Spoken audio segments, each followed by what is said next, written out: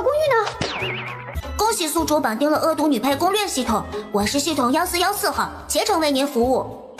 什么玩意儿？幸运，你回来也有3日了，我知你心情不好，可你这样不吃不喝，总归不是办法，好歹勉强吃些，总不好这样糟蹋自己的身子。叶星月脑中骤然浮现出一段段不属于自己的记忆，痛意猛地袭来，令叶星月难受地抱住头。不曾想，这样的动作却被女子误以为她不愿听自己说话。女子悠悠地叹了口气：若你真的不愿留下，好歹把饭吃了，晚些你大哥回来，我让他送你回林府，只要林家愿意收留你，我便没意见。但见叶星月还是没有开口的意思，叶母的失望愈发浓郁，终是关上了房门。而叶星韵也总算是理清了全部的记忆，她叶星韵穿到了一本名为《全都给我狠狠宠》的真假千金小说里。现在她穿越来的节点是原主被丢回叶家第3天。这几天原主一直闹着节食，非要回林家，见他们不同意，就想来个1哭2闹3上吊，结果玩大了，没力气下来，直接给自己吊死了。1414号系统，宿主大大，我在。你刚刚说你是什么系统来着？恶毒女配攻略系统。那是干啥的呀？简单来说，需要宿主大大按照原剧情将世界延续下去，否则世界线崩塌，这个世界就会毁掉。原主那不是作死吗？我那么做的话，得死得多惨啊！没关系的，宿主，你死得越惨，奖励值越高。我都死了，要奖励有个屁用！别给他画大饼。不是的，不是的，只要您完成最终任务，在您死亡后，系统可以送您回原世界，所有奖励也会发到您的原世界。哦，这倒是有点意思。什么奖励？您可以带回系统送您的空间，以及系统额外奖励您的10亿元。10亿？瞧你这话说的，我是看重奖励的人吗？主要是恶毒女配这活我爱干，而且我干的可好了。系统表示，要不咱先把资质的大牙收回去呢？对了，你刚说空间？是的，鉴于系统检测到宿主是意外被拉进来做任务的素人宿主，特此破例送您一个灵泉空间，算是补偿。叶星韵的手腕上瞬间多了一个羊脂白玉的手镯。宿主大大只要将指尖血滴上去，便可以激活空间。提示：因空间能力强大，开启会伴随一些后遗症。请问宿主是否还要激活？后遗症？什么后遗症？这个根据资料显示，每个人体质不同，后遗症也有所不同。不过我这里有系统商城，无论什么后遗症都可以治愈，就是需要累积恶毒值兑换积分购买。得知可以治愈，叶星韵便再无顾忌，咬牙割破手指，将血滴到了白玉镯上。下一瞬，叶星韵便被吸进一个山清水秀的空间。一个茅草屋耸立在空间正中间，西北方有一汪泛着亮光的清泉，东南方则是一片没有开垦过的土地，除此之外再无其他。怎么说呢，有种上当受骗的感觉。宿主大大别急，空间是可以升级的。怎么升级啊？系统商城里面有个升级精粹，10滴1级，空间一共可以升5级呢。我肯定是上当了。深吸一口气，叶星韵挥手从空间中撤了出来。你直接把恶毒值什么的都给我讲一遍吧。只要宿主大大按照原剧情做恶毒的事情，就可以累积恶毒值，每1万恶毒值可以兑换1积分，升级精粹20积分1滴。不过宿主大大也不必担心，你每天的任务最少要累积1000恶毒值，所以还是很快的。这是什么值得高兴的事情吗？唉，不过事到如今，后悔也来不及了。再说，只要死了就能回去，还有10亿元。突然就觉得干劲满满。但是话又说回来，叶星韵蹙眉检查了下自己的身体。不是说有后遗症吗？我怎么没有感觉哪里不舒服啊？难不成是有内伤？宿主大大稍等，我给您检查一下。检查完毕，您身体很健康。哎，那后遗症？这个我也不是很清楚，可能宿主大大您是万里挑一的幸运体质吧。我要是幸运还能穿来这个鬼地方。不过有一说一，要是不信，也没有这么丰厚的奖励。要不要喝点水？默默地接过碗。童啊，这人谁啊？好帅好养眼啊！这是你二哥叶月辰。什么声音？叶月辰眉头轻蹙，狐疑地看向叶星运，却发现他并未开口。是幻听吗？叶月辰？哦，就是那个年纪轻轻成为丞相，然后大义灭亲，跟皇上谏言我的罪证，害我下大狱，后又因为林月清想要给太子铺路，故意栽赃他通敌叛国，最终落得五马分尸下场的倒霉蛋。什么？叶月辰呼吸一滞，一贯温柔的眼中浮现一抹错愕。怎么回事？难不成我听到的是叶星运的心声？那他的话又是什么意思呢？我会成为丞相，还会跟圣上谏言他？为什么？而且他为何还说月清会害我？还有，跟他说话的那个男不男女不女的声音又是谁？一个个疑问让他迫不及待想要询问，可话到嘴边却无论如何都说不出口，不死心的再度尝试。一股窒息感猛地传来，险些让他喘不过气。好在叶月辰反应迅速，直接放弃要询问的想法，这才恢复正常。宿主大大，他是不是倒霉蛋我不知道，但你要是再不刷恶毒值，今天可就要过去了。宿主的恶毒值太低，系统会自动开启惩罚机制，电刑。累积3次会降下天罚，3道雷击。而根据我的推算，宿主大大，您现在的身体素质连1次电刑都扛不过去，若是死亡，会连带灵魂一同消亡啊！突如其来的噩耗吓得叶星运一口水直接喷了出去。你怎么不早说？看着手里的碗，叶星运下意识就要砸。宿主大大，您怎么还不砸呀？砸个毛啊！你看看家里都穷成什么样了，再砸下去，我都担心自己还有没有碗吃饭。你给我喝的什么东西啊？知不知道我从前喝的都是奶茶？再不济茶叶也该有吧？就拿白水糊弄我，你们也好意思说把我当家人了？原来这就是所谓的刷恶毒值。那他前几日胡闹，莫不是也因为这个？只是他之前说的那些到底是怎么回事？我不知奶茶是何物，若你当真喜欢，待我发了工钱，可以给你买些回来。虽然不清楚叶星运心中所想是真是假，但总归知道了他胡闹的缘由。既然不是出自真心，那就由他吧，总比他受那老石子的电刑和雷击要好。晚饭已经备好，你可要与我一同过去，还是我给你送进来？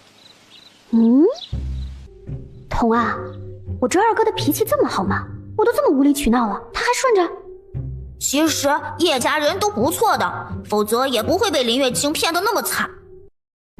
有道理。话说我这恶毒值还差多少？稍等，我帮宿主大大查询一下。出来了，恶毒值已刷66分，距离今天任务进度还剩下934分。差这么多分，那还犹豫个毛？叶星运当即站起身，我跟你一起，免得你们私藏什么好东西不给我。月辰，你可问了他如何说的？是留还是？他怎么可能留下？要我说，您都多余让二哥去。老三，叶月辰眉头轻蹙，正欲呵斥。我就说你们都巴不得我走，那还装什么呀？一个个面上像个人似的，背地里怕是恨不得我早点死了吧？你这个最激动最不待见我的，就是叶老三叶月舟了吧？不过说来也是，林月清几乎是他带大的，冷不丁的告诉他妹妹换人了，他肯定受不了。就是不知道后来他被林月清拉着挡刀的时候，心里是怎么想的？你说他会不会有一点点后悔给我这个亲妹妹下毒啊？宿主大大，我觉得应该不会，毕竟你在他心里十分的恶毒。好了，别说了，说的我都觉得他挡刀活该了。你胡说八道什么？听了叶星运的话，叶月舟又气又恼。月清是他带大的，他怎么可能会害他？我胡说？难道这个家里不是你最想把我送走吗？你装什么呀？最不想换的人，怕是只有你吧？我说的不是这个，你凭什么说？质问的话还没说出口，叶月舟便感觉一阵窒息感弥漫心头。看到他这模样，叶月辰顿时猜到他也跟自己一样，能听到叶星运的心声。当即上前按住叶月舟的肩膀，用只有2人能听到的声音提醒道：别想着问星蕊心里想的事情。二哥说什么？叶星运心里想的事情，什么意思？难不成刚刚那都是叶星运的心声？薛周说话不过脑子，但他没有恶意，你不必和他一般计较，先坐下吃饭吧。啊，对，先坐下吃饭。你好几日没吃饭了，身子骨弱，多喝点鱼汤补补。完了，童子，我突然有点于心不忍了。默默地吃着碗里的米饭，叶星运垂眸敛下眼底的纠结。哎，其实叶母才是最可怜的吧，辛辛苦苦养大的孩子不是自己的，亲生女儿回来还各种作妖，为了能让亲生女儿开心，不惜拿自己买药的钱给她玩乐，最终还因为林月清的一句谎话，误以为女儿掉进河里，傻傻的去寻找，落了水导致病重，年纪轻轻就去了。确实，叶母算是最无辜的，可那也是林月清作孽，跟宿主大大你没有关系啊。你要这么说的话，貌似也对啊。哇，这鱼汤真好喝，一点都不腥。宿主大大，注意你的人设 ，OOC 是要扣分的哦。几乎是瞬间，叶星运就变得面无表情，甚至还时不时的皱眉。若非他吃饭的速度快到几乎要出残影，怕是真的会被人误以为他不喜欢吃。星运，慢点吃，别被鱼刺卡到。叶母见叶星运吃得香，又听到叶星运的心声，知晓他并非讨厌自己，心情都不自觉好了许多。很快，叶星运一碗饭见了底。做了什么东西这么难吃，也好意思给人？察觉到众人灼热的目光，叶星运白皙的脸颊瞬间染上一抹红云。童子，救我！场面过于尴尬，宿主大大您自求多福啊！帮不上忙还没有义气的家伙！忍了许久的叶家老四叶月安终于没忍住，低低的轻笑出声。宿主大大，他在嘲笑你哦！他还好意思笑我？明明是个最有心计的人，结果让林月清耍得团团转，好不容易赚来的万贯家财都给了林月清不说，还被忽悠的揽下了皇商之职。问题是穷的叮当响，谁跟他合作？最终完不成皇帝给的任务，落得个斩首示众的下场，简称没脑子的玩意儿。没脑子的叶月安不嬉戏。叶月辰抿了抿唇瓣，目光扫过尚不知晓结局的爹和大哥，心中多了几分计算。既然你不喜欢鱼汤，明日便让大哥去山里给你打些野味解馋。大哥，看这身材，不愧是日后当将军的，真结实。他日后给宿主的一剑也贼结实。说得好，下次别说了。再说，就算他给我一剑又如何？他的结局也没好到哪儿去啊。是啊，太子忌惮他手里的兵权，林月清为讨太子欢心，就将叶月轩叫到府里，美其名曰是吃顿便饭，谁知竟是鸿门宴。可不咋的，林月清在饭菜里下了令人发狂的毒，引诱叶月轩在众人面前失态，不得不交出兵权。但就算这样，林月清还不肯放过他，竟让他去驯兽，说是为他好，实则让他被世家大族当作玩意儿取乐。叶月轩颜面尽失，驯兽时一个不察，被老虎当场掏了心。光是想想，叶星运都忍不住打了个寒战。既然你会打野位，早怎么不给我打？我知道了，你肯定也跟他一样不待见我，是不是？我没有。没有什么没有，我看你们都一样，面上装的像个人，实则没有一个人喜欢我。既然这样，你们非要把我接回来干什么啊？你是被林家打包送回来的，不是我们接的。吵得太嗨，把这茬给忘了。气氛再度变得尴尬。叶星运脚趾忙碌地抠着芭比城堡。童子，他有没有什么把柄？你快给我一个怼他的理由。稍等，宿主，我这就帮您搜索一下。一旁的叶父在叶月辰的眼神示意下沉声训斥：叶周，不许欺负你妹妹。带着几分沙哑的嗓音，引得叶星运侧目。这就是我爹，颜值的确不错，难怪能让曾经身为千金的我娘死心塌地。可耻啊，他还十分深情嘞。叶母去世后就一直守在坟前，虽然孤独，但至少能终老。可偏偏林月清那个不安分的，非要缠着太子出门狩猎，结果遇到黑熊，两人逃亡的路上看到了叶母的坟，林月清那个缺德的直接将墓碑推倒，恰好狩猎回来的叶父看到了，加上一旁的黑熊还在暴躁怒吼，顿时被误会。叶父愤怒地攻击黑熊，黑熊也不甘示弱，结果就是2败俱伤，林月清得利。若只是这样就算了，他甚至不给叶父收尸，还不帮叶母把墓碑扶正，简直太丧天良了。哦吼，没看出来你还是个蛮有正义的小筒子嘛。那是，虽然人家是恶毒女配攻略系统，但不代表人家是坏的。这话说得颇为骄傲，令叶星韵有些忍俊不禁。那既然林月清那么恶毒，为什么还能当主角？因为这本书原本3观也不正，就为了写出林月清的团宠日常。至于其他的，不过都是林月清奔向幸福生活的垫脚石罢了。我勒个了了，不是主角就这待遇，太过分了。没办法，说定如此，统统我也很无奈呀。听到叶星韵全部心声的叶月辰身侧的手不自觉紧握，眼中迅速划过一抹晦暗。是啊，林月清的幸福生活却要我们一家人的命做垫脚石，凭什么？你少在这里胡说八道！你知道什么？你凭什么如此说？什么玩意儿？我说啥了？这会抽什么风？不知道啊。月州，从你回来那日起，便鼻子不是鼻子，脸不是脸。家里人为了迁就你，百般委屈自己。你倒好，不感恩，还在这里到处挑事儿。我告诉你，你若再说……宿主大大，我搜到了。叶月舟小时候贪吃，结果家里没油水，上不出来茅厕，憋得肚子大大的，然后跟小朋友玩家家酒的时候，被强硬的当成孕妇，气得他自己找了根小木棍抠，结果力度没控制好，一整个戳进了菊花里，疼得他直接掉进了茅坑。还好叶父回来的及时，把他捞了起来，又给他煮了野蜂蜜水，这才把他的孕肚消掉。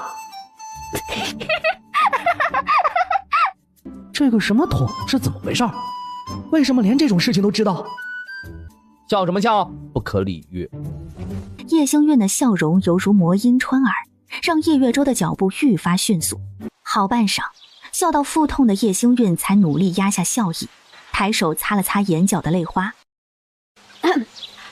我知道你们对我有很多不满，但是我肯定改不了，所以就辛苦你们改改吧。望着叶星韵的背影，叶月辰当即给大哥叶月轩递了个眼神，示意他去将叶月舟叫回来。老二啊，说说吧，到底怎么回事啊？具体如何我也不是很清楚，只是我给他送水，准备询问他时，便发觉能听到他的心声。我试过要询问，但一有这个想法就喘不过气来，直到放弃才恢复如常。想来可能跟他所言的那个系统有关吧。原来如此，那他心中所想可是真的？这肯定是假的。月清是我看着长大的，他是何为人，我会不清楚吗？他绝不可能做出那般恶毒的事情来。说实话，我也不确定是真是假，但至少有一点能证明，便是那系统绝非简单的存在。这点从他可以查出3弟幼年之事就能看得出来。这件事此前除了叶父和叶月舟，家中再无人知晓。这也不能说明他们说的就是真的。其实想印证他是否真能预测未来，也并非难事。只要试试叶星韵是否能预测出近期的事情，便可知晓他所言是真是假。我看你们就是瞎操心，说不定那个什么桶只能查之前的事情。刚刚叶星韵所做的一切都是故意为之。如果你说他故意为之，那他这般做的意义是什么？但是，对呀，他这样做的目的是什么？说不定是为了给我们添堵。对，肯定是这样。他不是要刷什么恶毒值的吗？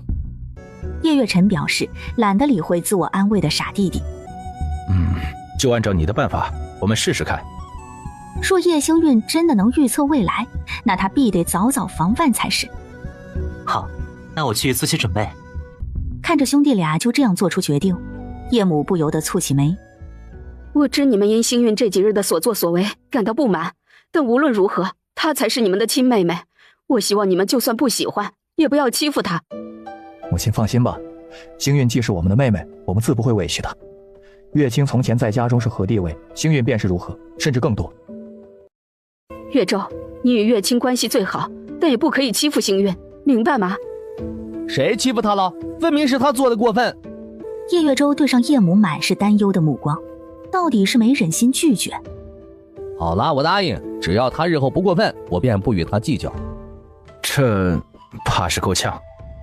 此前我听他与系统所言的意思，是他必须要积累恶毒值，否则便会受到电刑与雷击，而他所做的恶毒事情便如同今晚一般，各种找事儿给人添堵。什么？婉儿，你说的是真的？那星运他……娘，您先别激动，我知道您担心他，但星运现在应当不会有事，日后我们配合着些，由他给我们添堵，想来他便不会受罚。此话当真？如果他与那系统说的都是真的，那便是真的。那便好，做不过是闹些脾气，大家让让他也就是了。对此，除了叶月舟以外的叶家人均表示赞同。不过叶月舟明着也没说什么，只是心里愈发觉得叶星运就是用了什么手段，让他们听到他的心声，好针对月清。他是不会让叶星运得逞的。也就是说，我都这么作妖了，今天的进度还差300多。是的。这恶毒值怎么还那么难搞？总不见得我要出去杀人放火吧？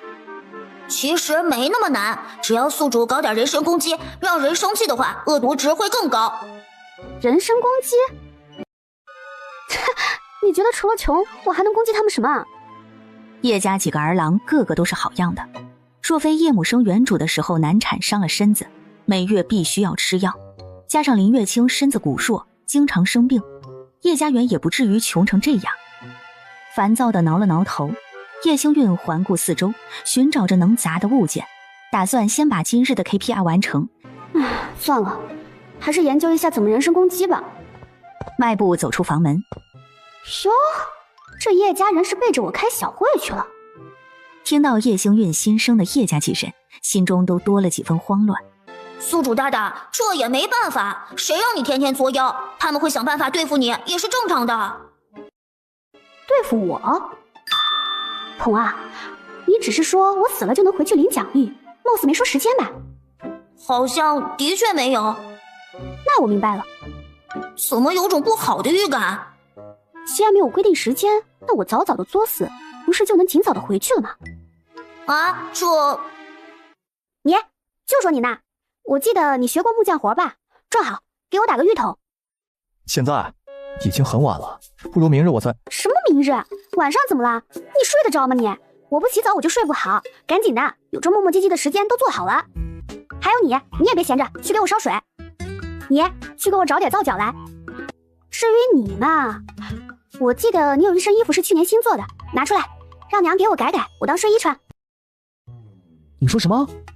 大半夜不睡觉，你让我们给你做这做那就算了，还想要二哥的衣服？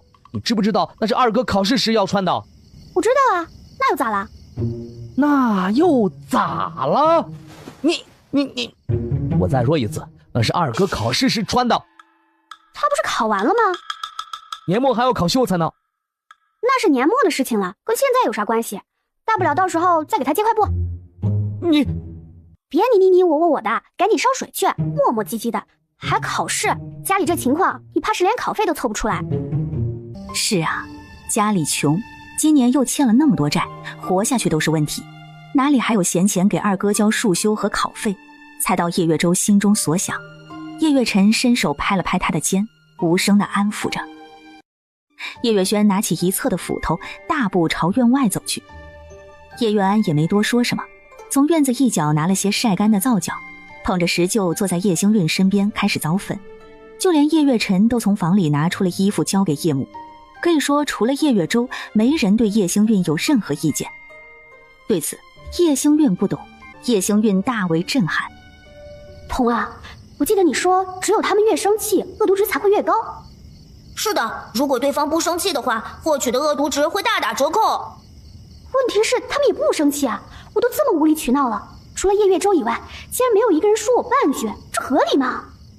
就刚刚自己那个德行，叶星运都恨不得给自己2个大嘴巴子，结果叶家人竟然接受的如此良好，不理解也尊重不了一点。这个可能他们觉得女儿好不容易回来，想着能顺从就顺从。可是这样，我的任务起飞完不成了。没事的，宿主，您今日份的任务已经完成了。好嘞。是叶月舟的愤怒值过高，加上您的话还戳到了他脆弱的自卑心，让他觉得自己没用，不能替家里分担，所以您的任务不仅完成了，还超额了不少哦。闻言，叶星运当时眼前一亮，连带看厨房里的叶月舟都顺眼了不少。叶星运已经暗中将叶月舟列为固定刷恶毒值的角色。叶家众人得知叶星运完成今日任务，纷纷松了口气。同时众人意识到，他们日后得稍微配合着些，以免叶星运生疑，也防止叶星运会完不成任务。不多时，叶月安将碾碎的皂角粉放在小木盒里，推到叶星运面前。那今晚你先拿去用，明日有时间我再给你熬一锅皂块。察觉到叶星运一直盯着他，小妹怎么这般看着我？当然是因为你好看了。心里这般想着，叶星运面上却是一脸嫌弃。谁说我看你了？咋那么自恋呢？我在研究皂角粉够不够，闲得慌就再给我弄一点。有一说一，叶家人的样貌真是一个赛一个的好看。宿主大大，你别被他的外表迷惑了，其实他就是个阴险的笑面狐狸，面上笑意盈盈，指不定心里憋着什么坏呢。而且后期找大批杀手来日日吓唬你的就是他。谢谢提醒，一下就祛魅了啊。看来叶星运各种作恶跟这个系统有着脱不开的关系。你都回来几日了，一直在屋子里面闷着，明日要不要同我去镇上走走？去镇上？貌似的确该去一趟，总得想点赚钱的法子。就算日后要死，现在也得生活，这样清苦的日子我可过不了一点儿。叶星运下意识便要点头，随即猛然意识到不对。等等，系统，明日是不是有讨债的上门啊？是的，宿主大大，明日讨债的上门，因家里拿不出钱，叶父的腿都被打断了。尽管林月清来得及时，但叶父的腿还是落下了病根儿。要不是这样，后期遇上黑熊的时候，也不至于因为闪躲不掉而被熊掌拍到。叶远安的动作微不可察地顿了顿，叶星月目光落在正与叶月轩一同做浴桶的叶父身上，此刻他正仔仔细细地打磨着浴桶的四周，每个角落都没有放过。尽管脊柱被生活的压力压弯，却依旧坚挺着撑起家中儿女的未来。这样的人不该有如此凄苦的下半生。明日我就不去了，四哥若是领了工钱，顺便给我扯几匹布回来，我要做新衣服。做衣服？怎么，你有意见？还是说你舍不得？也是，换做林月清的话，想必四哥会毫不迟疑的同意吧。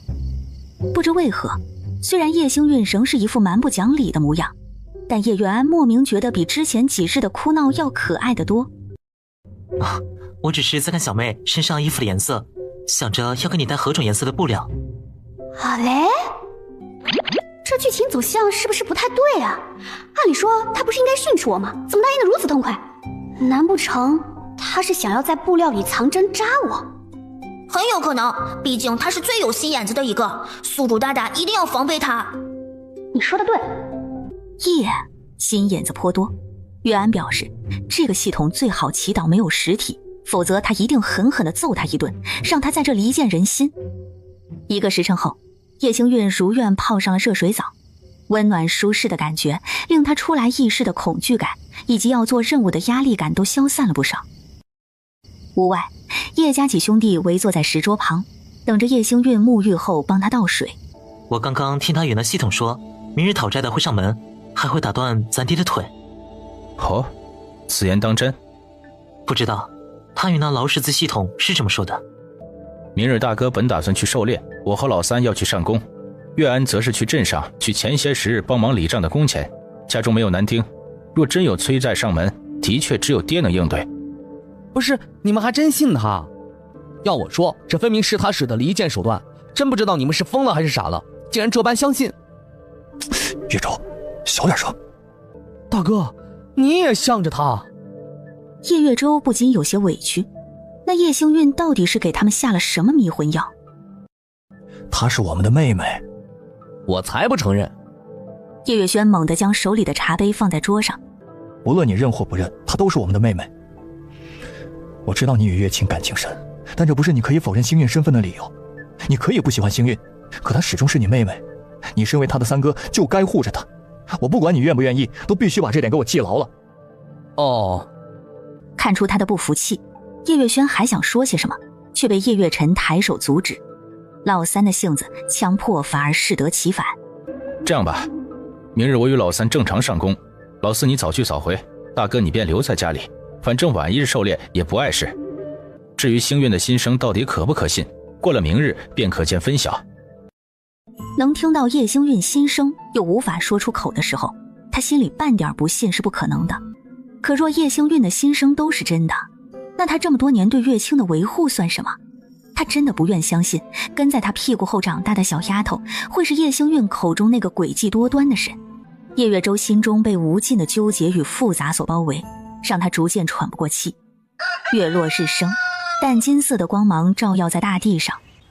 叶母做完了早饭，本想去叫醒叶星运，却见他四仰八叉躺在床上，睡得十分香甜。娘，月晨啊，你这是要上工去？是，小妹又闹着不肯吃饭了？没有，她睡得沉，我不忍心叫她，便让她睡吧。你吃过早饭了吗？吃过了。娘，你也早些去吃饭吧。好，你与月舟路上小心，早点回来。微微颔首，叶月晨叫上叶月舟，大步朝镇上走去。看着吃了饭却没有动身打算的叶月轩，叶母不禁有些疑惑。月轩，你今日不是定了要去山里吗？狩猎用的箭不够了，我再做几支，明日再上山。也好，那你今日做完便好好休息。说罢，叶母拿着绣筐坐到了院中，动作熟练地做着绣活。叶元安吃过早饭，便打算去镇上，早早领了工钱，也好早些回来。月安，娘，你要去镇里？是，今日该领工钱了。月安，你来。摘下发髻中的银簪，叶母将其塞到叶月安的手里。这个你拿着，请你晚些再去镇里。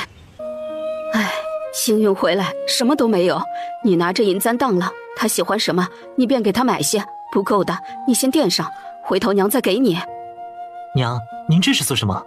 星运既是我的妹妹，给她添置一些东西便是应该的。您这簪子便好好留着，我领了工钱自会给她买的。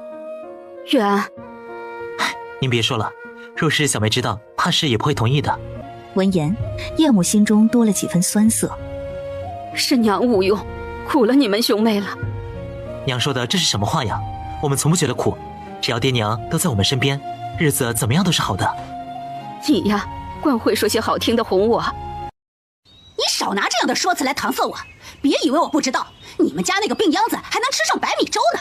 赶紧把银子交出来！骤然坐起身，叶星月茫然四顾，这是哪？他是谁？平日里我这里有什么，你们不是比我还清楚？我不过昨日才买了些白米给燕儿补补身子，你们今日便闻着味儿过来了。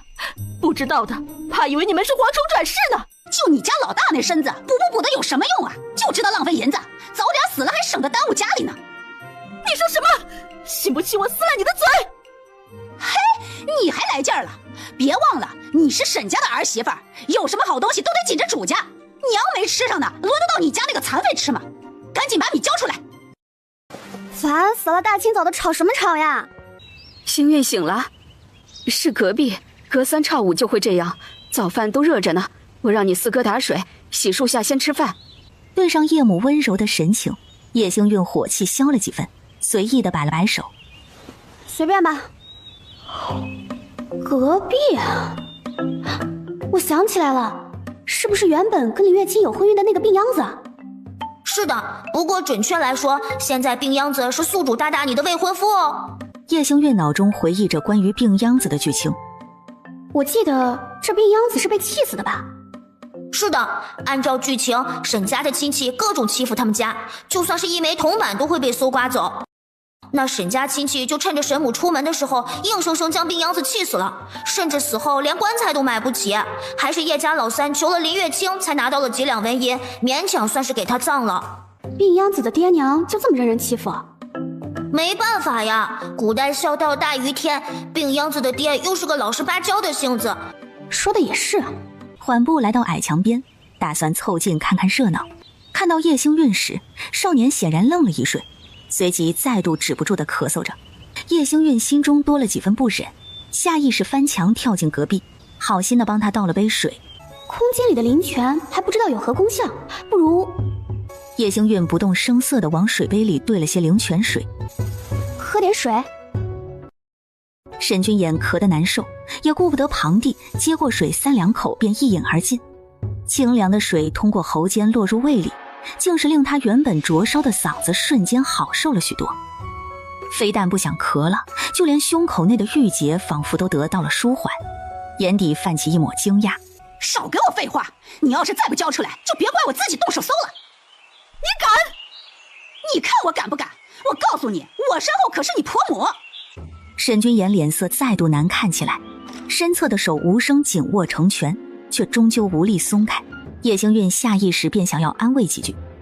警告：检测到宿主的想法，请注意人物性格，不可 OOC， 否则将会进行惩罚。啊？什么声音？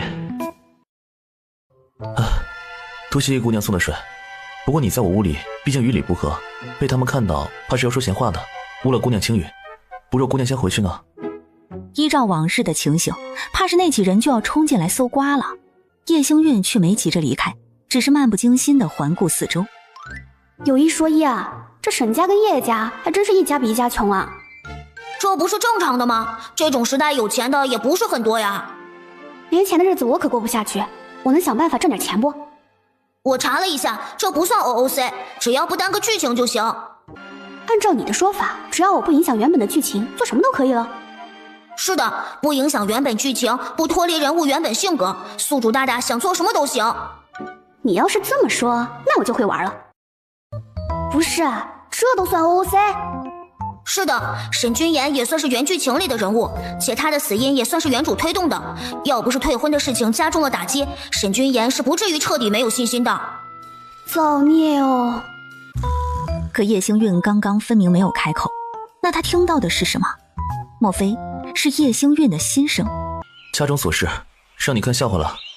回过神，叶星韵下意识摇了摇头，随即想到了什么，不满地蹙起眉。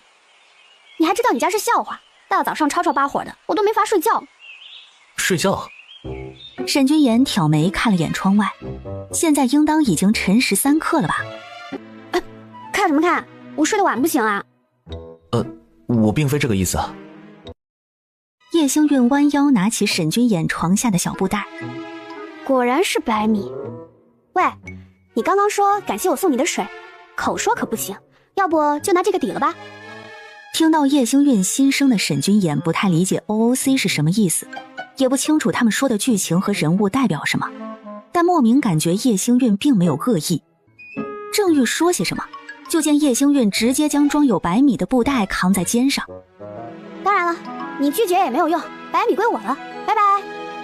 挥了挥手，叶星韵利落地从窗户翻了出去。是个很有意思的女孩子啊。木门骤然被推开，沈母踉跄地被推了进来。哼，别以为我不知道，你把好东西都藏在这病秧子的屋里，赶紧交出来！一边说着，女人一边还不停地翻找着。张氏，你别太过分！过分？你藏着好东西不孝敬婆母，你还好意思说我过分？滚开！哟，好热闹呀，这是干嘛呢？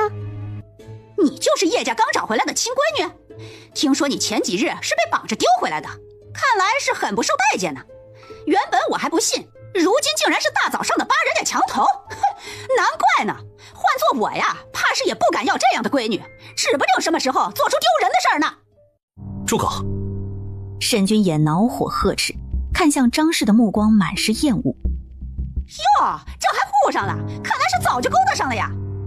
张氏，你给我闭嘴！我儿子与叶家姑娘向来清白。清白？哼，谁家清白能直接翻墙头啊？啊，我家闺女就做不出这种事儿，还是说大户人家就这教养？这位婶子说的是，我家里的教养真是太好了，才让我干不出去看男子床底的事情。不过婶子啊，你好歹这么大年纪了，就算家里男人不行，你也不能盯上人家未婚娶的少年郎啊，这不是欺负人家年纪小吗？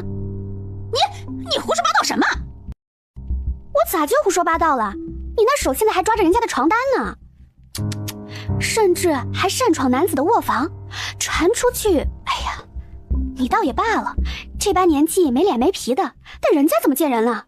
难怪婶子往我身上泼脏水，原来是自己做了见不得人的事，找人抓包啊！此话一出，围观众人纷纷哄笑出声。小娼妇，你再乱说，信不信我撕了你的嘴？哎呀呀，婶子，你咋还恼羞成怒了？难道我说的不是事实吗？事实个屁！我是来找白米的。是吗？那白米呢？张氏瞬间被问得哑口无言。该死的，明明昨日都让大丫来看清楚了，就是放在床底的，怎么今日就没了？哎呀，闹了一大早上，原来婶子你就是想钻男人屋子了呀？那你直说呀，找这由头作甚？没的还以为沈家真吃得起白米呢。就是啊，我刚就觉得奇怪，沈家三房都穷成啥样了，咋可能有白米吃啊？哼，难怪哈，张氏动不动就来找沈家三房的麻烦，原来是看上了自己家的侄子呀！哎呦，真是够不要脸的哈！那沈君衍才多大年纪啊，还是个病秧子，他也真是好意思。其实我早就觉得奇怪了，怎么沈家三房有什么东西，他立刻就能知道？莫不是总在偷窥，才会发现的如此及时吧？你们都给我闭嘴！小娼妇，你竟敢造我的谣，看我不撕烂你的脸！说着，张氏冲出屋子，愤怒地朝着叶星韵冲了过去。小心！沈君衍焦急地往前，却因无力的双腿动弹不得。砰一声，砖头擦过张氏的额头，重重地砸在张氏脚边。来呀，我告诉你，我最喜欢打架了，平日里就闹得家里鸡犬不宁，如今终于有机会发挥了。来，我这里还有不少砖块呢。我不与你这个小娼妇计较。说罢，张氏恶狠狠地瞪了眼叶星韵，转身大步离去。跟我斗？不知道姑奶奶我练过吗？宿主大大，你这恶人演的是越来越熟练了，今日累积的恶毒值已经超额完成了。小 case， 这点事情手拿把掐。得意雀跃的声音令沈君衍悬着的心彻底放下。原来他此前说的是这个意思，不过作恶，这分明是为民除害。看什么啊？白米我是不会还的。说罢，叶星韵转身从矮墙上跳了下去。白米？妍儿，他说的什么白米？是你藏在我床下的，我给他了。与其给沈家人拿走，倒不如给叶家，也算是还一些叶家多年照拂的恩情了。哎，你说的也是，总比给了沈家好。只是这米本来是给你补身子的。我这身子补的有何意义啊？沈母张了张嘴，却终究没再说什么，默默地走出了房间。没事吧？有没有被张氏抓到？我没事儿，就张氏那样的10个也打不倒我。话是这样说，但你是未出阁的姑娘，对上张氏的时候还是要小心，他们嘴里不干不净的，脏了你的清白不好。满心满眼的关心令叶星韵心中多了几分暖意。前世身为孤儿的她，除了院长婆婆，还没人如此为她着想过。来，星韵，快吃饭吧。吃了饭，你四哥带你去镇子里逛逛，缺什么就买点什么。来啦！早饭是蒸的番薯，还有一碗浓稠的素米粥和炒野菜。家里没什么好吃的，你先凑合凑合。要是实在不爱吃，就让你四哥带你去镇上吃碗馄饨。是没什么好吃的，但叶家估计也拿不出别的吃食吧。何止，叶家的米缸都见底了，给你的是最干的，他们几乎喝的都是米汤，就等着叶月安去领工钱买米呢。太可怕了，我已经很久没有这么穷过了。一边想着，叶星韵一边慢吞吞地吃着早饭，全然没有注意到叶母窘迫的神情。一旁的叶月安倒是不以为意，愈发肯定恶事绝对不是妹妹情愿要做的，心中暗戳戳给系统记了一笔。哎，大哥，什么情况？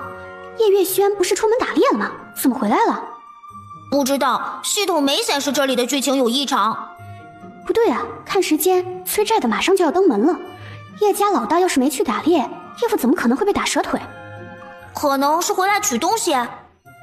你不是出去打猎了吗？怎么突然回来了？今日本是要去的，出门时发现见不多了，打算做些再去。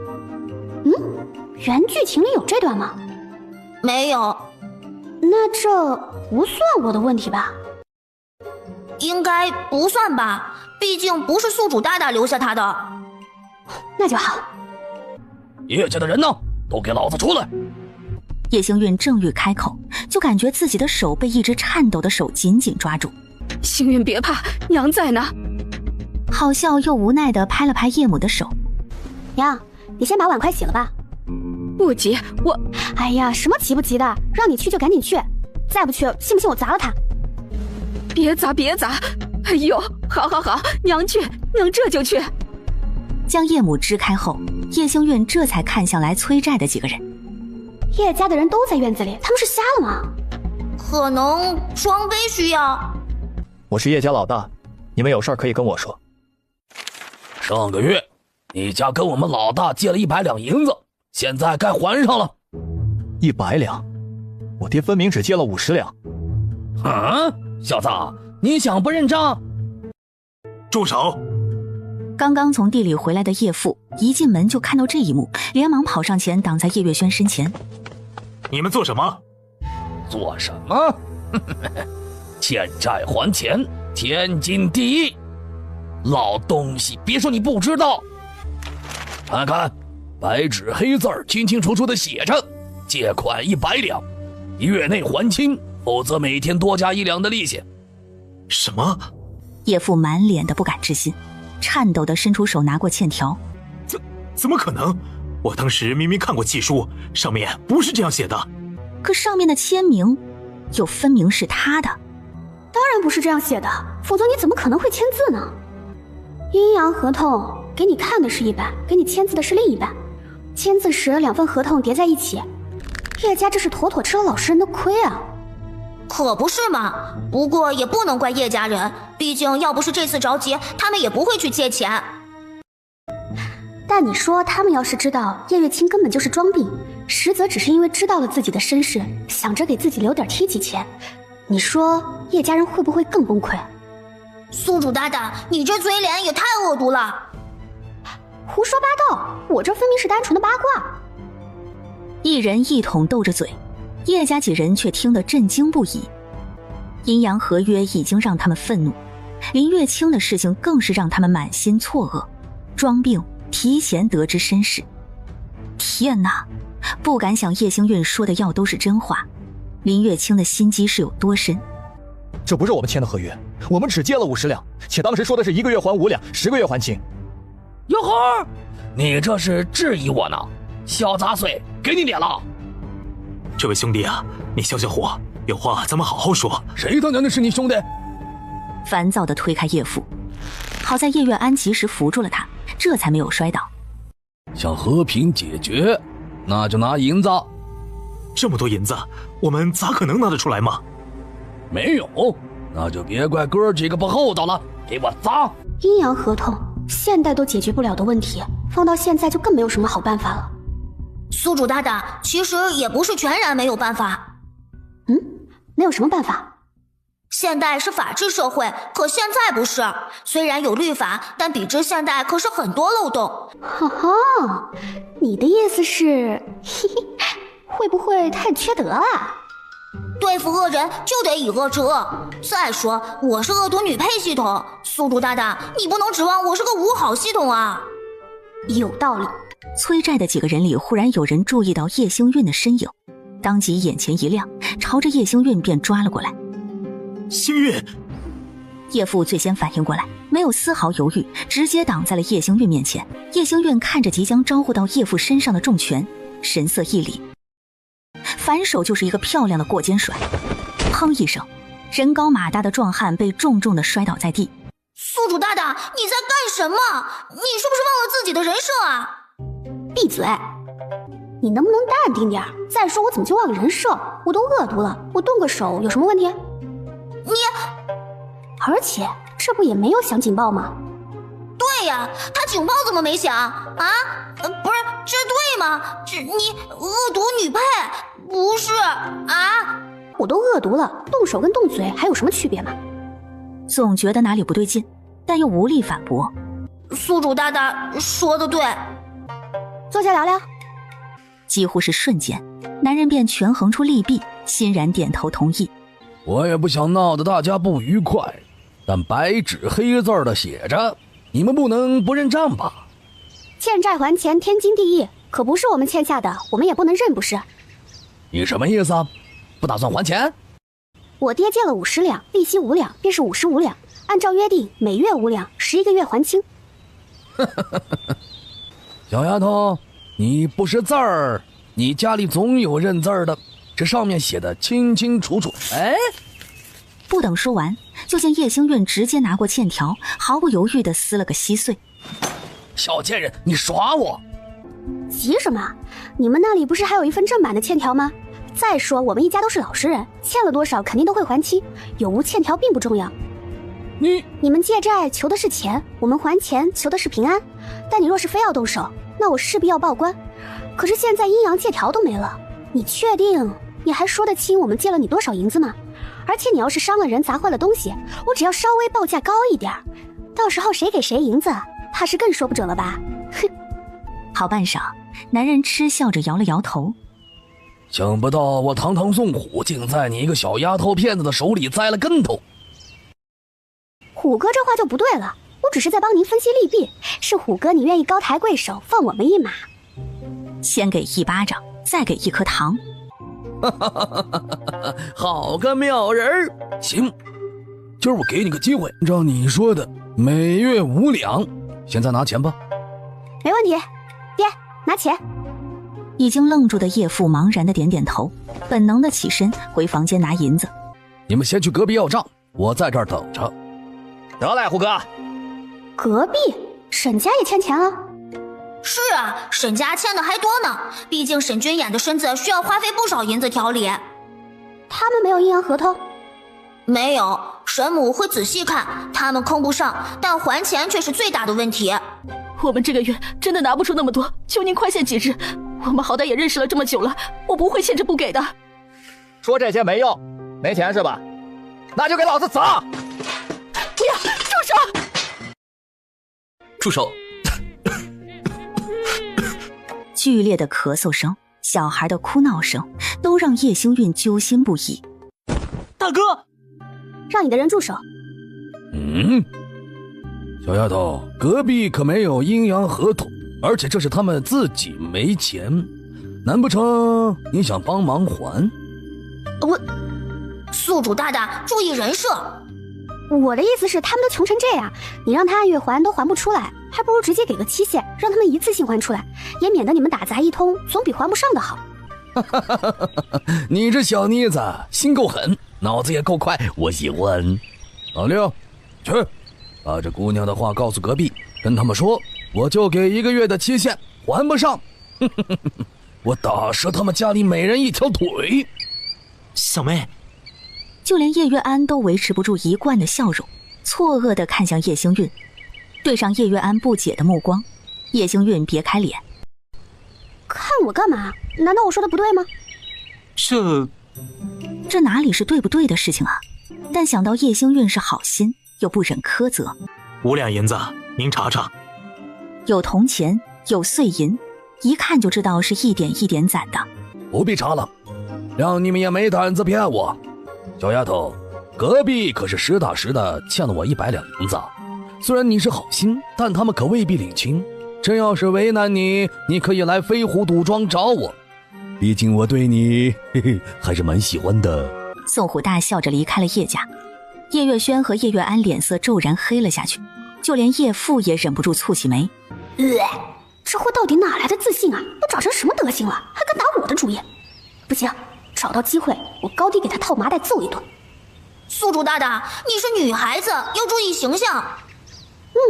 有道理，那我就找个粉色的麻袋好了。哇，宿主大大好聪明呀！低调低调。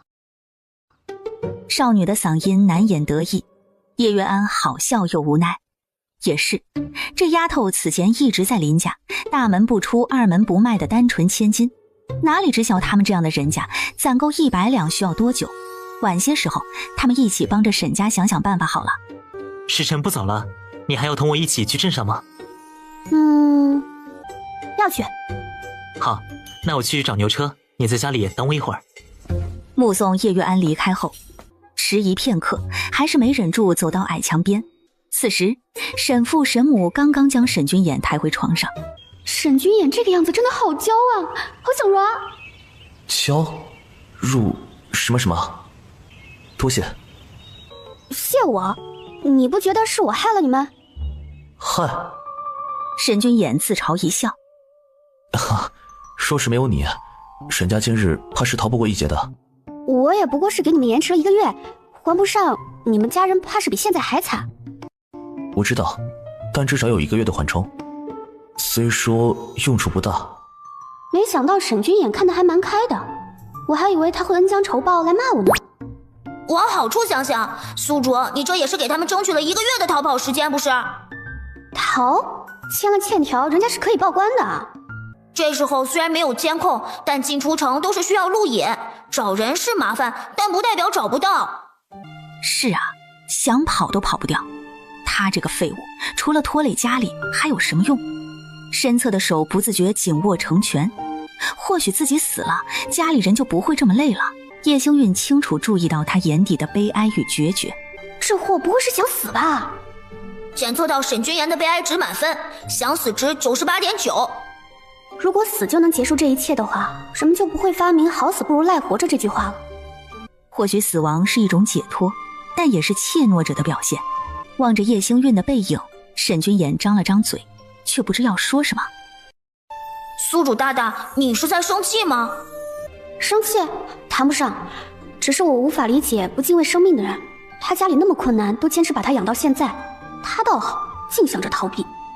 这也不能怪沈君言啊，他明明聪慧不比你二哥差，可却因为自幼双腿无法行走而不能科考，一腔抱负无法实现，他真的很惨的。你这么说的话，倒是也有些道理。话说回来，他的腿是怎么回事啊？不知道，原剧情没说，好像就写了一句因母亲怀胎时中毒导致体弱无法行走，类似这样的描写。中毒吗？如果是这样，那我倒是可以试试看。宿主大大，不可以啦！啊，为 OOC 嘛，我知道了啦。你好烦哦。声音逐渐远去，沈君言却猛然抬起头。那个什么系统说什么？我是娘胎里中的毒，真的假的？叶星月还说能试试，他当真可以？可为何那老石子系统说不行 ？OOC 又是什么意思？明明只是叶星韵随口的一句话，却让沈君言死寂的心再度活跃起来。叶星韵的话让生活在黑暗中的他多了几分光亮。或许真的可以试试呢。一个大胆的计划逐渐浮现心头，令他燃起丝丝生的希望。青云镇，叶星韵与叶月安抵达时已经是到正午。在忍忍，领了工钱，我带你去吃馄饨。哦。救命！怎么会这么热啊？我想要空调。古代没有高楼大厦，不能遮阳。宿主，你忍忍嘛。怎么忍？没有空调，没有风扇，就连冰块都没有。这苦日子真的是给人过的吗？等等，冰块，这玩意儿我能弄啊。宿主大大，你不会是想要制冰卖钱吧？难道这不是个好办法吗？是倒是了，但制冰的材料也是要花钱的，而且你专门卖冰块吗？那旁人不是也知道你如何制冰了？说的也是，手里没钱寸步难行啊。看来我得研究一下自己的老本行了。制冰？妹妹竟然还有如此本事，老本行又是什么？对于叶星韵经常说些奇奇怪怪的词语，叶月安已然习惯了，估计都是这什么系统教的。思索间，两人已然来到了一间药铺，浓郁的药材味道瞬间让叶星韵来了精神。掌柜的，我是来领前些日子统账的工钱的。哎呀，是月安呐，来，这是给你的3000银子。多谢掌柜的。客气了，下个季度还要再麻烦你了。你有需要随时叫我，我有时间一定来。小妹，怎么了？你莫不是要买些什么药材？我想问问，硝石有吗？怎么卖的？硝石有啊，20文1两。多少？20文1两？这么贵？掌柜的，你不如去抢好了。嘿，你这姑娘怎的如此说话？硝石制作不易，这个价格已经是很划算了。得了吧，硝石最好做了，无非是麻烦点，成本都用不上20文，好吧？切，你要如此说，干脆自己做好了，还出来买什么？仿佛被戳中了心事，掌柜的语气极其不善。你到底买不买？不买别耽搁我做生意。去。切，我还真就不买了。小妹啊，药材普遍都贵，20文已经算便宜的了。照你这么说，我岂不是可以去卖药材？当然，镇子里很多药铺都是药材，不过咱们附近的山上都没啥值钱的草药，你去了也是白搭。这样啊，旁人或许赚不到多少，我可不一定。叶元安也没再多说，只是带着他来到街角的一个馄饨摊。来，快吃吧，吃完我再带你去布庄买些布，晚些叫上2哥和3哥，我们一会儿回去。香，没有任何现代的工业香精，纯天然的食材，简直香到飞起。慢点吃，我又不跟你抢。说着，叶月安还将自己碗里的馄饨拨出一半到叶星运的碗里。你都给我了，你还够吃吗？没事，我不是很饿。再说了，我经常能来镇子上，随时都能吃，你多吃一点。闻言，叶星运也不跟他客气，3下5除2就将馄饨一扫而空。唉，舒坦。宿主，注意形象。我都恶毒女配了，还注意个毛？童啊，那边那个人咋这么眼熟呢？能不熟悉吗？那是你3哥。3哥？怎么了？难不成小妹想要去找3哥？你不是说带我去布庄吗？啊？哦，对啊。那走吧。就这么走了？那3哥呢？不找了？宿主大大，你不去看看叶月舟吗？这个时间叶月舟既然没在工作，那肯定是在陪林月清。我凑过去岂不是讨人嫌？再说，我也不想跟林月清打交道。为什么？废话，你见过哪个配角在主角面前落得好处了？更别提我是恶毒女配，过去不是找虐的吗？和你就算现在躲了，晚上也还是要见面呀，早死早超生啊，宿主大大。那我晚死会儿还能多享受会儿呢，让暴风雨来得再晚一点吧。风和布庄，掌柜的，叶小公子来了。来得正好，我刚好把银子准备出来了。啊，先不急，佳妹想要选购一些布料，晚点一起算就好了。长亲，还不带着叶姑娘去选布料？得嘞，姑娘跟我来。叶星运挑了好半晌，才选中一匹藕粉色的棉布。这个要多少钱一尺？50文一尺。这么贵？哎呦，姑娘，这可是上好的细棉布，且这颜色，这花纹，那可都是比照着京城的料子来的，自然是要贵些的。道理我都懂，但这布料又不是啥值钱的好料子，居然能卖到这么贵。反正不要宿主花钱，宿主怕什么？买就完了。嘿，有道理。伸手摸了把一侧的粗麻布，指尖顿时传来丝丝拉手的感觉。这布料多少钱？30文。姑娘要不看看这个，这是粗棉布，虽然没有细棉布顺滑，但手感也还不错，而且这个只要40文。也行，那就来3尺这个，再帮我扯一套里衣的料子。对了，你这里有小衣的料子吗？有啊，上好的料子，您挑挑。看着伙计抱出来一堆彩色的布料块，叶星运随意选了2个。行了，就这些吧。得嘞。统账是3000银子，减掉230文，我再给你70文。叶元安看了眼叶星运的方向，又看了看他刚刚摸过的布料。掌柜的，别说了，我再给你80文，你帮我裁3尺细棉布。早听闻你家兄弟几个都宠妹妹，今儿倒是见识了。专心看布料的叶星运没注意到这边的情况，倒是一眼看中了一匹湖水蓝色缎面料子。这匹布料不错，3哥，你说我买来送娘，娘会不会开心？下一瞬，叶星运手里的布匹就到了另一女子的手里。哦吼，不祥的预感应验了，这货还真是林月清。这布料也太贵了，娘怕是不会收，你还是别破费了。给娘买东西怎么算破费呢？星运姐姐，你怎地在这里？也是来买布料的？说话间，叶元安已经拎着包好的布料走了过来。原来是4哥陪着星运姐姐来的，想来也是，这几日应当是4哥领工钱的日子，星运姐姐想买些东西也正常。这话说的真是茶香四溢，不就是觉得我花了叶老四的钱，心里觉得不平衡吗？没办法，我被林家扔回来，手里也没有银子，自然得等他们发了工钱才行。姐姐怎地这样说呢？其实爹娘都很担心你的，若非你此前，爹娘也舍不得赶你走的。此前咋的？要说就说，留什么白呀？嫌弃的睨了眼叶月舟，一眼就知道他想飞到哪边了。宿主息怒，叶老三就这样坚定的护清宝，否则也不会被拉去挡刀了才死些。护清宝，我看就是个恋爱脑。叶星月目光落在林月清身上。该说不说，这林月清手段可以啊！回家之前就散播谣言，说我嫌贫爱富不想回家，然后回到林家见我被留下，就各种耍手段，让林家人以为我虐待他，连夜就给我打包扔回叶家了。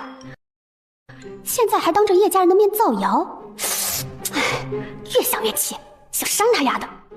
扇他，反正咱都恶毒女配了，还怕个毛啊！不对劲，童子，你咋还变得暴力了呢？这叫绑狗随狗，绑宿主随宿主。怎么感觉这不像好话？啊，错觉，肯定是错觉。彤彤我呀，是宿主大大最忠诚的系统。真的吗？不确定，再看看。叶月舟自然是觉得叶星运阴谋论，在他眼中，林月清就是最单纯的，但叶月安却猛然反应过来，原来是这样，难怪他就觉得林月清说话总是怪怪的，让人十分不舒服。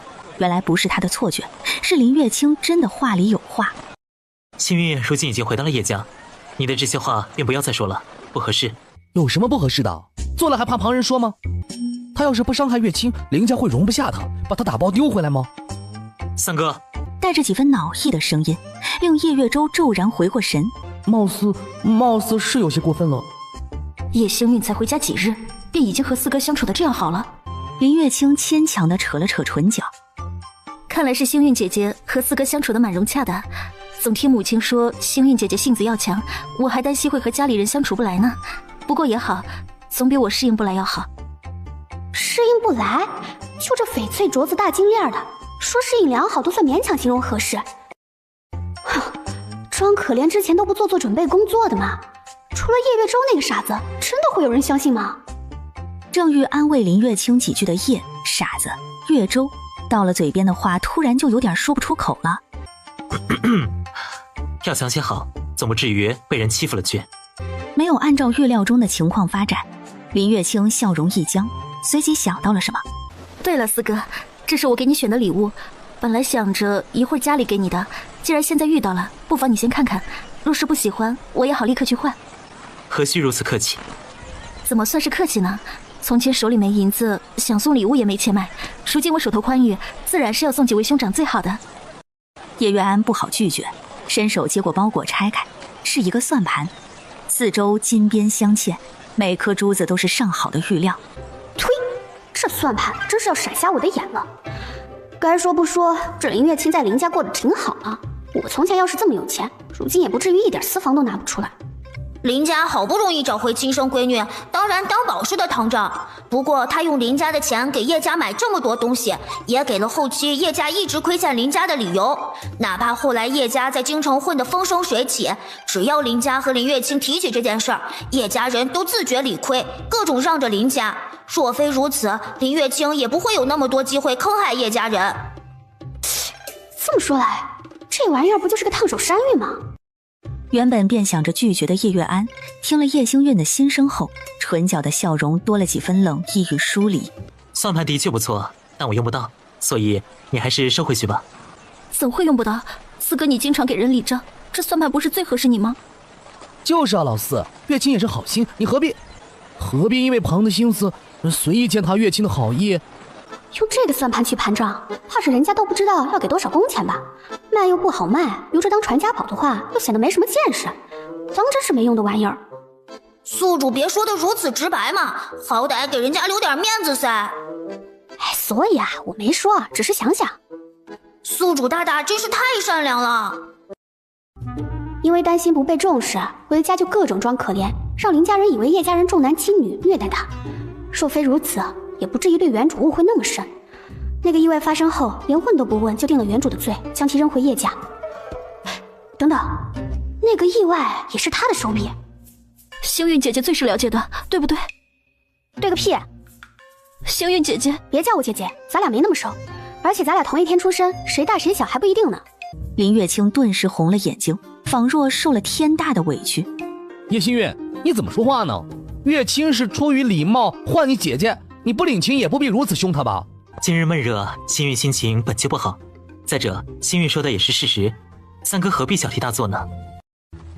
不是见到心意，是我真的用不上，好意心领了，东西还是收回去吧。可是，再者，你买这些东西用的都是林家的钱吧？你才刚回去不久，这般奢侈被林家知晓了，难免觉得你惦念叶家，又或者是觉得叶家有意攀附，便不好了。林月清心中多了几许不甘，委屈地看了眼叶月安。四哥如此说，怕不是跟我生分了。月清，你是我们养大的妹妹，这点永远不会变。不过你现在是林家女，跟我们也应该有些距离，否则林家人心里怕是也会不舒服的。不会的，父亲母亲都是很好的人，他们不会计较的。不会个屁！林家人现在恨不得拆了叶家人。无论心情如何，最起码的礼貌总是要有的吧。月清也是好意，他没必要把人想的那般坏吧。他怎么知道我把林月清想得很坏？叶月安唇角的笑容一僵，暗暗瞪了眼叶月洲。叶月洲眼底更是浮现一抹心虚。不过他教育我就大可不必了，我这么自律的人，每日都有自省的。宿主大大，您居然还会每日自省？那是，吾日三省吾身，无没错。哇，好深刻的自省，不愧是宿主大大。这也算是自省？小妹好有意思。三哥莫要说了，酷暑炎热，星月姐、叶小姐不开心情有可原，我能理解的。又来了，童啊，叶老三绝对会站出来把我臭骂一顿，然后回家还会告我的状，估摸着还得让我给林月清道歉，否则今晚晚饭都没有我的份儿，你信不信？不至于吧，叶老三虽然蠢了点，但人不坏，顶多是没什么脑子。叶没什么脑子，月洲表示他刚刚还真就是叶星运心里那么想的。既然你能理解，日后便离星运远一些，免得生了什么口角，说不清就不好了。四哥，淡漠的双眸扫过叶月洲。时辰不早了，我们东西也买好了，先走一步。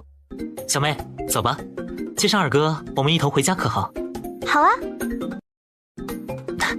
一会儿再去买些糕点吧，留着给你当零嘴吃。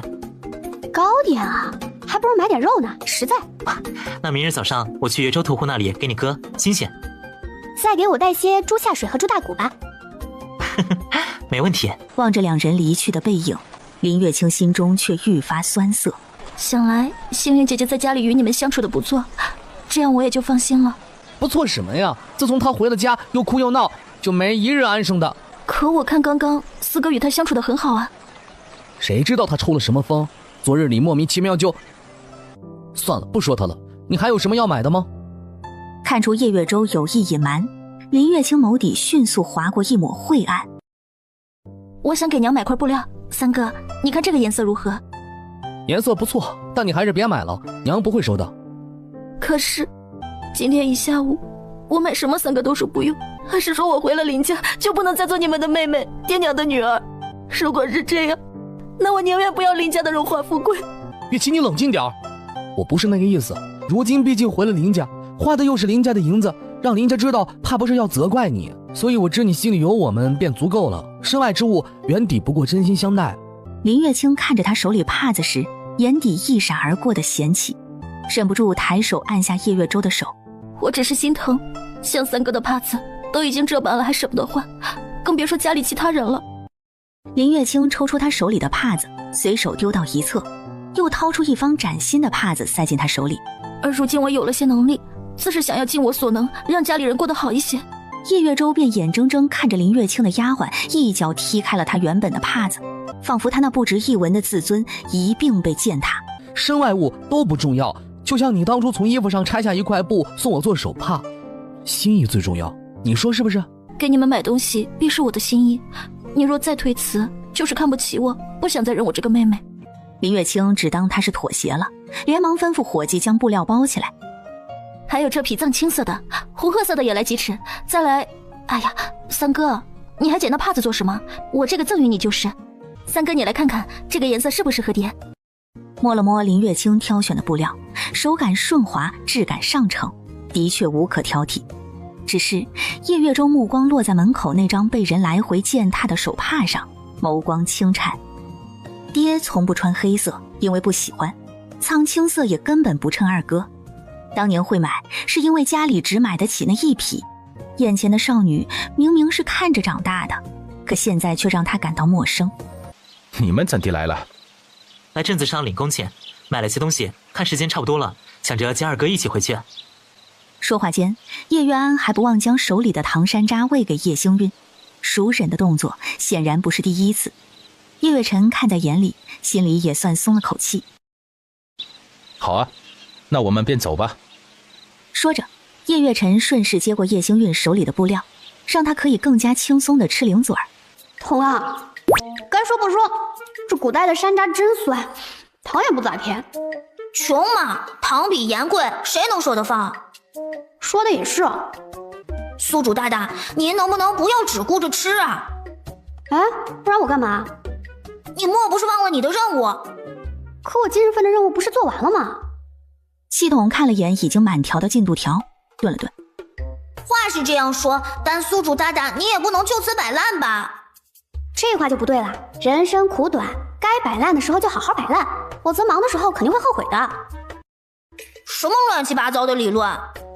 我这叫人类幸福最大理论化，每天的任务值就等于我的工作，完成任务量就得下班。你要非得压榨我，就等于加班，除非你给我双倍恶毒值，否则我凭什么要干？可是积累的恶毒值，宿主大大你也能用到啊！商城可以兑换奖励的哇。是吗？那你的商城可以兑换银子吗？貌似不行。那能兑换美食吗？这没有。那我努力的意义是什么？回答我。对，可以积攒积分，升级系统。只要我升级了，系统商城也会跟着升级，到时说不定就可以有宿主想要的东西了。少给我画大饼，写吃腻了。总之，每日日常我正常刷，其他的你少管。哦。今日睨了眼叶星韵的方向，见他没有注意这边，叶月安才轻轻点了点头。催债的上门了，叶星韵的心声预言皆是真实。若真是这般，那他们便该尽早防范起来了。哎呀，你也别那么沮丧，想刷业绩还不简简单单？怎么说？一会儿林月清不是要登门吗？你还担心我刷不下来恶毒值？对哦，宿主大大加油，我相信你一定能刷死他。怎么好像哪里怪怪的？林月清怎么又跟他扯上关系了？刚刚买布料遇到了三哥和月清。哎呦，你们怎么才回来呀？我看你家月清啊，都回来小半天了。可说呢，月清是真过得好了。哎呦，那一身绫罗绸缎，那马车，值钱的嘞。还有，我看他们拿了不少礼物回来呢。叶星韵加快了步伐，眼底是掩盖不住的期待。宿主大大，你怎么好像很兴奋的样子？马上就能看到大戏了，难道你不兴奋？什么大戏？养了多年的女儿被认回，一朝归家带了不少值钱礼物，看似孝顺，实则炫耀。这画面难道你不想看？感觉叶家人的尊严会被按在地上摩擦，就确实蛮想看的，是吧？哦，看到了，嘿嘿，大戏我来了。哼，二哥，看来小妹怪喜欢看戏的。你不也是？叶月安不置可否地挑了挑眉，快步跟上了叶星韵的步伐。叶月辰好气又好笑，摊上两个爱看戏的弟妹怎么办？貌似除了宠着别无他法。二哥，没料到叶月辰会躲闪，林月清骤然抓住一侧看热闹的叶星韵，试图拉着她给自己垫背。嘿，我个暴脾气，我看上去很好欺负吗？林月清重重地摔倒在地。星月，你怎么样？有事没事？我哪有什么事儿？摔倒的是林月清，又不是我。宿主大大，恶毒啊！这不是污蔑林月清刷恶毒值的最好机会吗？叶星韵当即狠狠地掐了手臂一把。有道理，看我来个先哭制人，先哭制人，制人制……哎，宿主大大，你咋了？奇怪了，我都使出吃奶的劲儿拧自己，怎么不疼呢？不应该呀，系统没屏蔽宿主大大的痛觉呀。哎呀，要不咱看看拧的是谁呢？宿主大大，你快把手撒开，你拧的是林月清啊！好嘞。林月清浑身颤抖不已。星月姐姐，你怎么？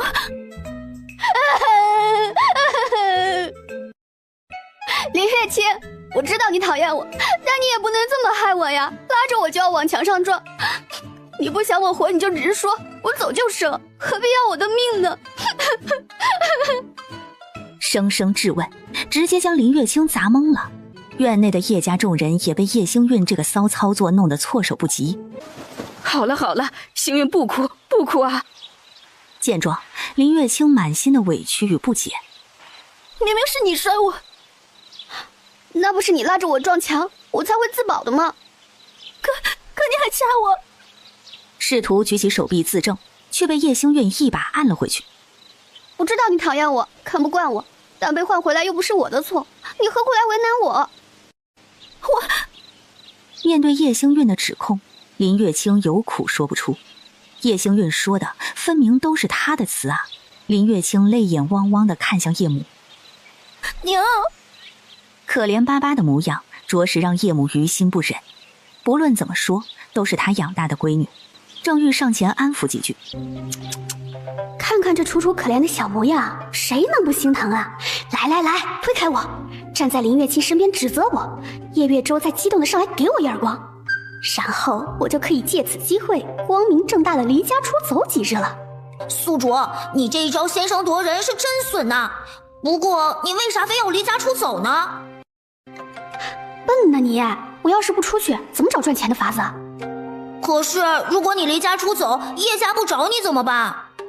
不找我就自己回来呗。我是一个恶毒成性的人，他们但凡敢拦我，我就站在道德制高点谴责他们。宿主，你真不愧是万里挑一的恶毒女配。那是。等等，怎么听上去不像好话呢？错觉，肯定是错觉。到了嘴边的安慰话，叶母此刻愣是说不出口。本想冲过去的叶月舟也顿在了原地。刚刚我确实看到了，月清，你自己站不住，怎么还要拉星运呢？若是连带着他一起摔了怎么办？二哥，林月清不敢置信地抬起头。难道不是二哥躲着我，我才会站不住脚的吗？怎地二哥连这都要怪我？你已经大了，男女有别，我自是要躲的。可我们是兄妹啊！再说，从前我与二哥也是这般亲近，怎地如今就男女有别了？哎，从前你我担着亲兄妹之名，如今却是，自然是不同的。所以，二哥的意思是要与我生分了吗？没有没有，我们怎么舍得与你生分呢？三哥，二哥，你看看你做的好事。月清是我们妹妹，哪怕她不是亲生，也永远是我们的妹妹，甚至在我心里，她就是我唯一的。叶老三，话未说完，便被叶月辰的厉声呵斥打断。你拦着我，我也要说，月清就是我认定的唯一的妹妹。月舟，她就是我唯一的妹妹，怕不是情妹妹吧？肯定是的，按照剧情，叶月舟早就喜欢上自己养大的妹妹了，只是一直不自知。后来得知不是亲妹妹，兴奋的一宿没睡着。要不是这样，后期也不至于被林月清当狗似的，又是挡刀，又是被砍手砍脚的。别说了，你这说的我都想花钱开超前点播了。那多没意思，慢慢看他是怎么被林月清当狗玩的，不是更有期待感吗？说的有道理啊。被这样一打岔，院子里只剩林月清轻轻啜泣的声音。哎，咋没声了？一个个的都干啥呢？月清是我们养大的，论感情大家都有，但她现在毕竟是林家女，不是我叶家的人，哪怕是你也该有些分寸距离。罢了，终是我不该来。三哥，你莫要因为我与二哥争吵，是我不对，忘了如今的身份已变，可无论如何改变，在我心里，你都是我娘，几位兄长也永远都是我的兄长。情真意切，就连叶母都不免动容。这话说的真有水平啊！该说不说，这林月清见人说人话，见鬼说鬼话的本事真牛批。看看，都快把叶家人哄成胚胎了。可不是呢，在叶家人面前说心里都是叶家，在林家人面前又说自己在叶家受了委屈。宿主，你也学学这收买人心的办法，有用的嘞。我学这玩意儿干啥？我不是恶毒女配吗？对啊，那宿主大大，您只要我行我素就好了。乖。叶母表示，今儿这情绪起起落落的，还真是让人有种不知应该干嘛的无措感。半晌，叶母只能将求助的目光投向二儿子。娘啊，你有好几个儿子，要不咱换个人指望呢？迟迟没等到叶家人开口，林月清机不可见地蹙起眉。该死，难道是我装的不够惨吗？还是说叶星运当真有如此本事，回家短短几日就已经收买了叶家所有人的心？不行，我不允许，叶家人何该是宠着我的才对，肯定是那日走得过于果断，让叶家人伤心了。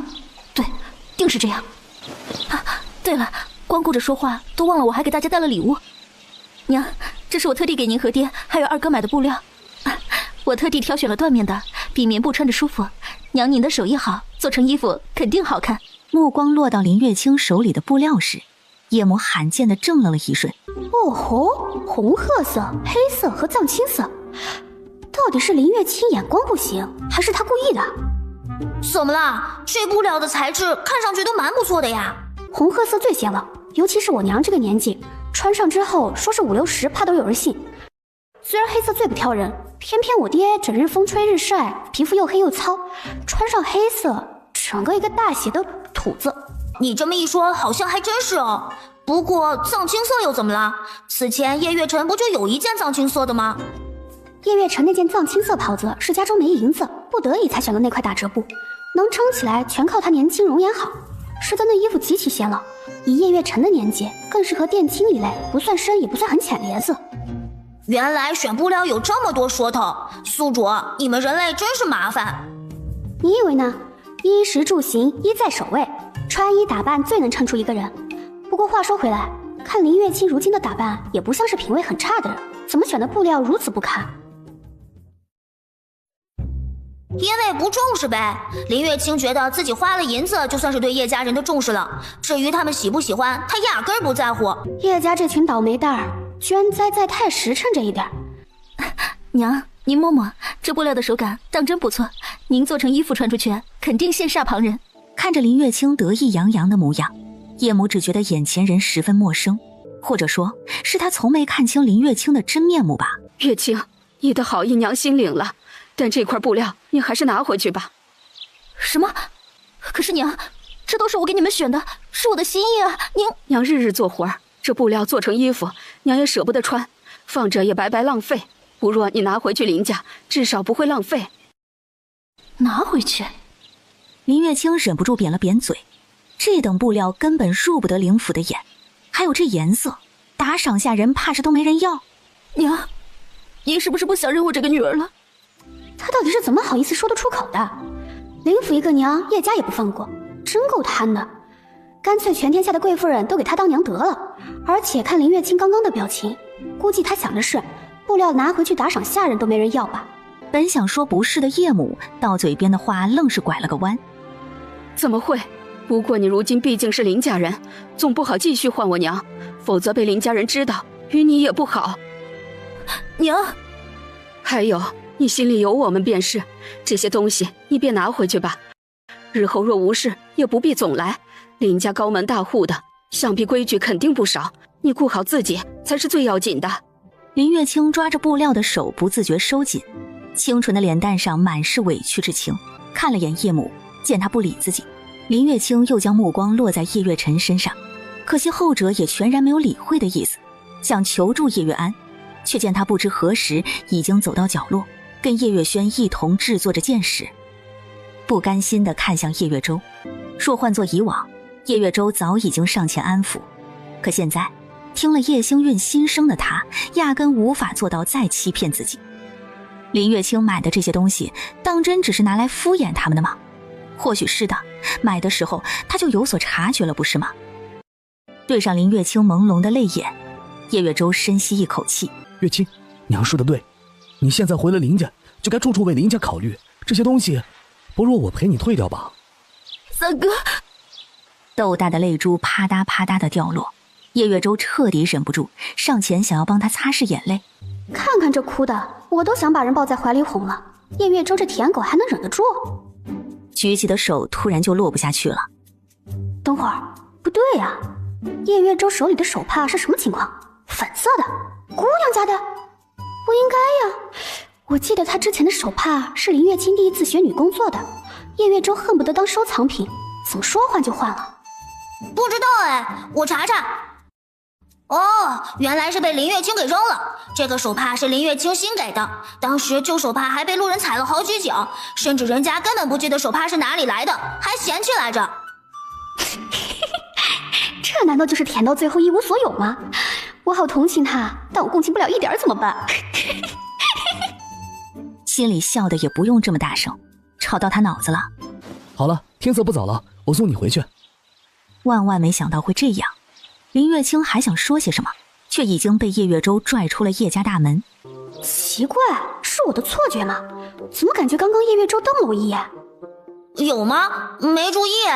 不过可能是宿主大大你幸灾乐祸的表情太明显了吧？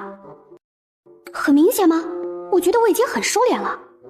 可能收敛的不是很明显，再收敛一点就好了。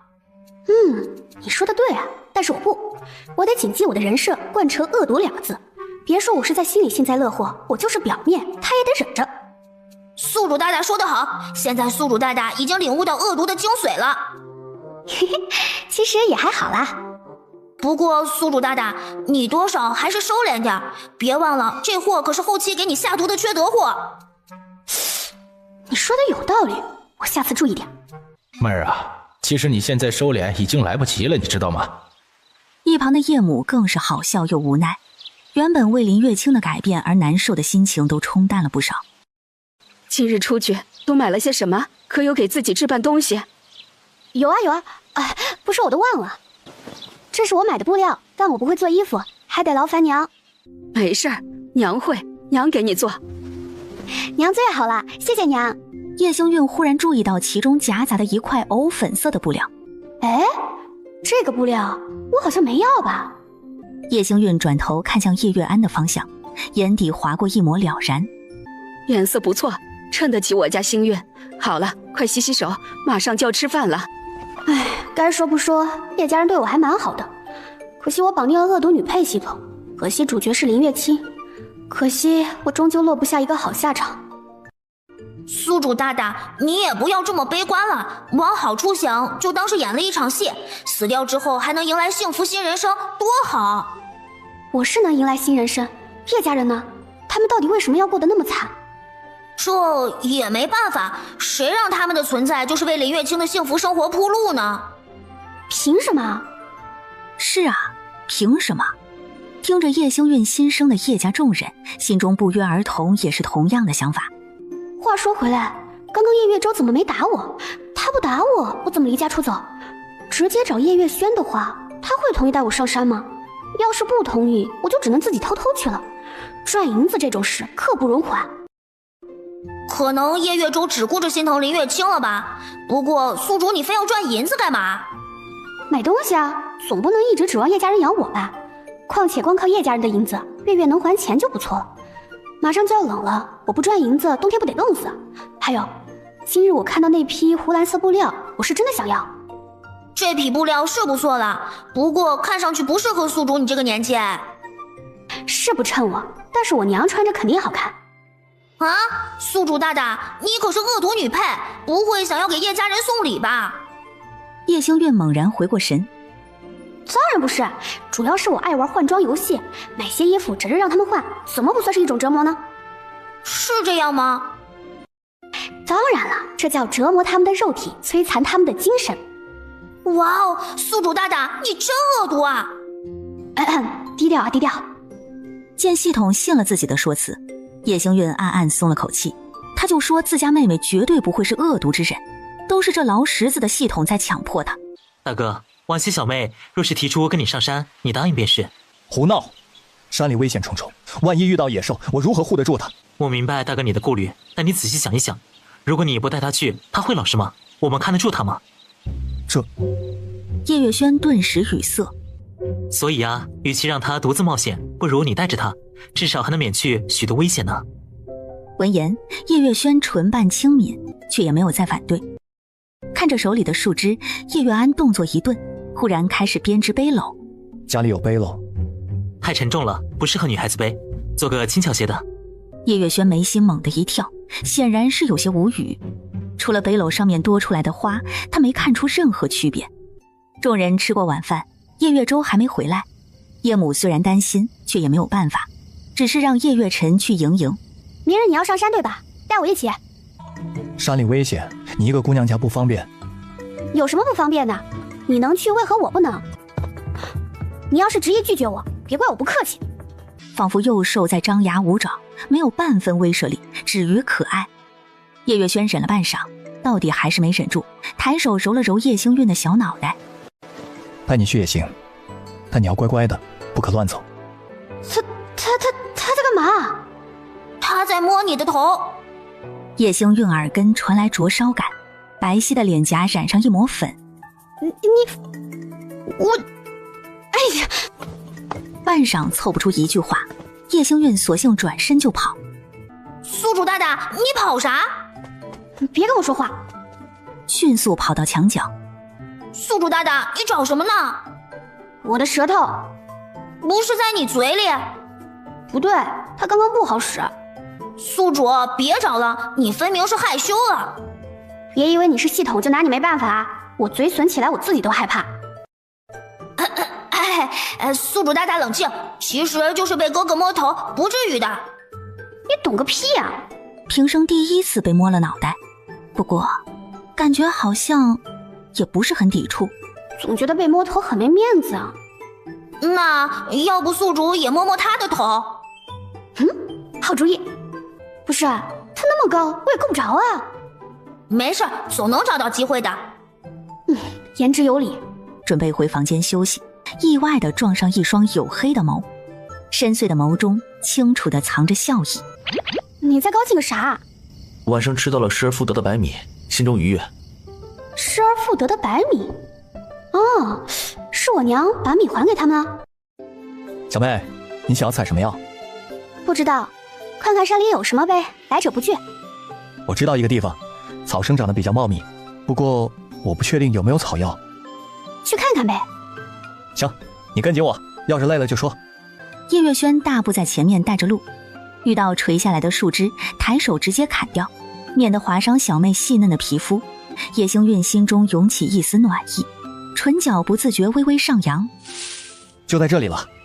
天哪，这么大一片白芷！白芷是药材？白芷可是祛风除湿、通窍止痛、消肿排脓，这可是个宝啊！说着，叶星韵摘下背篓，拿出铲子开始挖白芷。那小妹你在这里挖药材，我先去里面看看有没有猎物，我会尽早回来，你切莫乱跑啊，乖乖在这里等我，知道吗？知道啦，你去吧。都说人比人得死，货比货得扔，越想越觉得不公平。宿主怎么突然这么说？别人绑系统，我也绑系统；别人穿越金手指，我这里只有一个还得升级的破空间；别人开局荣华富贵，再不济还能捡点人参灵芝，我呢，开局就一个破房子，药材还不如人家呢。不玩了。宿主大大，叶星月脑袋一歪，听不到。宿主大大，这也不能怪我嘛，人家只是刚出生产线的小桶，甚至你还是我第一个宿主。好吗好吗，人家给宿主大大一个见面礼好了。这是什么东西啊？这是人参种子。你没事吧？人参年头越长越值钱，等它长到值钱，我坟头草都100米高了。宿主大大别急嘛，你忘了你有空间哎，空间里的时间流速与外面是不同的，你把种子种在空间里，最多10天就能长出10年的效果啦。吼吼，还能这么玩？速的，而且这只是现在的空间流速，如果升级的话，流速更快呢。你这么说的话，倒是还能再玩玩。只要宿主不罢工就好。单纯的幼年桶完全忘记了，如果宿主不做任务，是会有惩罚的这件事。咯咯咯，忽的一阵细微的鸡叫声传来，叶星韵一眼就看到一只昂首挺胸的大野鸡，顺手捡起一颗细小的石子。走你！哇，宿主大大，你这动作也太熟练了吧？这算什么？我小时候在乡下，别说抓野鸡了，野兔、野鸭，就算是野猪都不在话下。宿主大大好棒啊！哎，爹爹啊！叶星韵继续挖白纸，直到将整个背篓装满，叶星韵才停下手，抬眸看了眼天色，应该已经下午了吧？叶月轩还没有回来，肚子传来一阵抗议。反正你早死晚死都是要死，我就不客气了。可惜没有香料，系统，你能检测到附近有什么香料吗？宿主大大前方100米处有一棵木姜子树。木姜子？那不就是珊瑚礁吗？哎，这东西可香了。叶星韵当即朝着系统说的方向找去，直接掰断一根树枝，转身往回走，将珊瑚礁碾成粉面状，撒在刚刚烤好的野鸡上，香味瞬间激发，令人食欲大动。掰下一只鸡腿，叶星韵狠狠地咬了一口，唉，舒坦。话说回来，你既然能检测，之前为什么不帮我找药材？因为人家懒得搜。系统猛然意识到不对劲。你说什么？宿主大大别生气嘛，人家以后随时帮你搜还不行吗？哈哈，不用了，免得像我虐待你一样。没有，人家是自愿帮助宿主大大的，人家最想要帮宿主大大了呢。是吗？系统心里嘤嘤嘤，面上却忙不迭的点点头。是呢，为宿主大大办事是人家的荣幸。这还差不多。叶星韵笑得宛如压榨下人的地主婆。那你给我查查，我大哥人呢？这都多久了还不回来？稍等，有了，我这边显示，您大哥掉进陷阱里了。啊？啥玩意儿？陷阱？谁在山里设陷阱？再说叶月轩经常上山，怎么会躲不掉陷阱？是因为叶月轩遇到了野狼，为了往另外一个方向引，不小心掉下去的。好像也是这一次，叶月轩遇到了他的师傅，开启了习武之路。等等，你说他往另一个方向引，为什么？莫不是他怕野狼伤到我？好像是的。没想到一不小心还欠了个人情。行吧，那我就过去看看。一边说着，叶星韵一边将剩下的野鸡用树叶包好。哎，宿主大大，你要救人吗？这怕是不符合你的人设哎。谁说我要救人？我是要去奚落他。你忘了我今日任务还没做吗？这不是最好的刷恶毒值的机会吗？哇，宿主大大你真聪明，我给你带路。走。沿着系统提醒的路，叶星韵只觉得路越走越深，就连猎物都顺手抓了不少。找到叶月轩的陷阱附近时，叶星韵手里已经多了3只野兔、2只野鸡，外加5颗野鸡蛋了。哎呦，我的天哪，这里的猎物也太多了吧！肯定啊，这里是深山区，平常很少有人来的，否则猎户也不会把陷阱设在这里。什么声音？陷阱里的叶月轩错愕抬眸，是听错了吗？为什么会有小妹的声音？话说回来，我要是不来，叶月轩得待多久啊？不一定，那猎户3、5天来一次，也有可能10天半个月来一次。因为每次叶月轩上山都要4、5天，所以家里人压根儿没发现，他自然也不可能说，因而没人知道他掉进陷阱的事儿。还怪可怜的嘞。这么危险，他怎么过来的？心中焦灼，叶月轩挣扎着站起身，奈何脚疼得厉害，直接将他摔了回去。大哥，叶月轩，我在这儿。巨大的深坑足足有4、5米深，约莫2米宽，四周和底部都有不少的尖锐竹片。叶月轩此刻靠在边缘坐着，身上的衣服全是血痕，最严重的是他左腿似乎使不上力气。我的天哪，果然好惨！宿主大大，你可以尽情的羞辱他了。这要我怎么说得出口啊喂？没事，就当他是敌人，狠狠的羞辱他。你说的轻巧。你来这里做什么？不是让你在原地等我吗？知不知道这里有多危险？你好意思说我？看看你自己造的，什么德行？打猎还能给自己整到陷阱里来？你是傻子吗？我什么我？就你这样的，以后也别打猎了，在家里混吃等死得了。叶星月目光一直盯着叶月轩受伤的腿，估摸着到底是哪里受了伤，当然嘴里的讽刺也没停过。真不知道娘怎么说让你保护我，看你这倒霉样，我保护你还差不多。脏死了，我还得想办法救你，烦死了。嫌弃的将野鸡丢了下去。算了，本姑娘吃剩的，赏你呢。你就在这里待着吧，我反正是要下去了。看着被树叶包得完好的半只野鸡，叶月轩清楚他说的话都是为了任务，不过想到什么，面上故作愤怒道：我是你大哥，你就这般说话吗？我这么说话都是好的，像你这样的废物也好意思跟我大呼小叫，信不信我不找人救你？你什么你？看你这态度就烦，待着吧你。轻哼一声，叶星韵转身就走，没有半分留恋。见状，叶月轩松了口气的同时，不免觉得好笑。这样的小妹也挺可爱的。系统，我今日的恶毒任务差不多了吧？鉴于对方愤怒程度不低，宿主今日任务顺利完成。不错，就是内心有点罪恶感。人家毕竟是为了保护我不被野狼伤害，我还过来巴巴的骂他一顿，甚至还不救他。宿主别这样想，如果不是我跟你说的话，你也不知道他是为了保护你。在你的视角，他就是自己掉下去的嘛。至于不救他，也是为了顺应剧情，让他可以顺利拜师，所以我们算是为他好。你说的也有道理啊，但我看他的腿似乎受伤严重。是呢，他的左脚踝骨折了，后期还因为这个伤险些在战争里落败呢。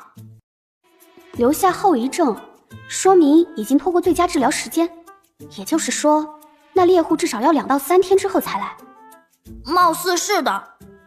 陷阱外，叶星韵陷入了沉默。陷阱里，叶月轩听了叶星韵与系统的对话，目光放在左脚踝上。他倒是不担心自己，毕竟在小妹的心声里，虽然有后遗症，但至少她能活。可小妹的意思似乎是要一直陪着她，那怎么行？林子里这么危险，小妹娇娇弱弱的，万一受伤怎么办？不行，得想办法从陷阱里出去。什么拜师机遇，小妹的安危才是最重要的。想着，叶月轩掰开野鸡，大口大口地吃着。他得积攒点力气从这里上去。不过话说回来，这野鸡怎么这么好吃啊？没一会儿，野鸡就被尽数吃光。叶月轩看着手里的骨头，意犹未尽地舔了舔满是油光的唇。小妹的手艺真是不错，看来日后得想办法多打点野鸡，让小妹烤来吃。该死，这到底要怎么上去啊？陷阱里的叶月轩焦灼时，叶星韵正在树上拍蚊子。这林子里哪里都好，就是蚊子多，救命啊！我要被咬死了，痛啊！宿主，我也没招，要不咱下山呢？那能行吗？下山了谁看着我大哥？出事了咋整？不会出事的，他能挨到猎户来的。不行，下去还得被家里人问东问西，到时候要是人先找到，大哥的机遇不就没了？你剧情也崩了呀！宿主大大说的对，不能下山。可是我快被蚊子吞了呀！哎呀，脑子里都是叶星韵磨人的尖叫，系统忍无可忍。要不我们去找猎户，把人引过来如何？叶星韵眸光微闪，故作惊讶。这主意不错呀，筒子啊，你还是很有用的嘛。嘿嘿，能帮到宿主大大就好。能，太能了！你简直是世界上最棒的头，别人家的系统哪有我家的统统好啊！哎呦，人家也没有宿主大大说的那么好啦。涉世未深的小系统哪里见识过如此吹捧，险些要被哄成胎盘。但是话说回来，我们这样做不算是 OOC 吗？系统仔细想了想，应该不算吧，毕竟我们也没做什么，只是加快了猎户来的速度。但归根究底，猎户本就要来，所以本质上影响不到后续，就不能算 OOC。况且他家宿主这么好，怎么可以留在山上喂蚊子？叶星韵悬着的心彻底落了下来。那还等什么？指路！得令！一人一桶的声音逐渐远去，坑底的叶月轩心中担忧极了。小妹一个人，也不知道会不会遇到危险。叶月轩暗骂自己没用，居然还要小妹保护自己。老天爷，拜托你，护佑小妹不要遇到危险。这边的叶月轩无助祈祷，那边的叶星韵已经根据系统的指示找到了猎户所在的林间小屋。筒子，你确定这招管用？放心吧，宿主，我查过猎户的资料，他的属下曾被狼咬死，所以他对狼可谓是嫉恶如仇。只要你披着这身狼皮，他肯定会追你的。有了系统的保证，叶星韵这才放下心。啊呜！没反应。叶星韵狐疑地蹙了蹙眉，再度嚎了一嗓子。啊呜！你是何人？哎呦妈呀！叶星韵吓得抓起身侧的石头，朝着对方狠狠地砸了过去。男人甚至还没反应过来，就满脸错愕地倒了下去。你在干什么？不是，主要你说这深山老林突然有个人从你身后出现，你说你害不害怕吧？害怕你也不能下这么重的手啊！我也不想啊，关键他把我下应激了，我没控制住。系统看了眼地上倒着的猎户，那现在咋整？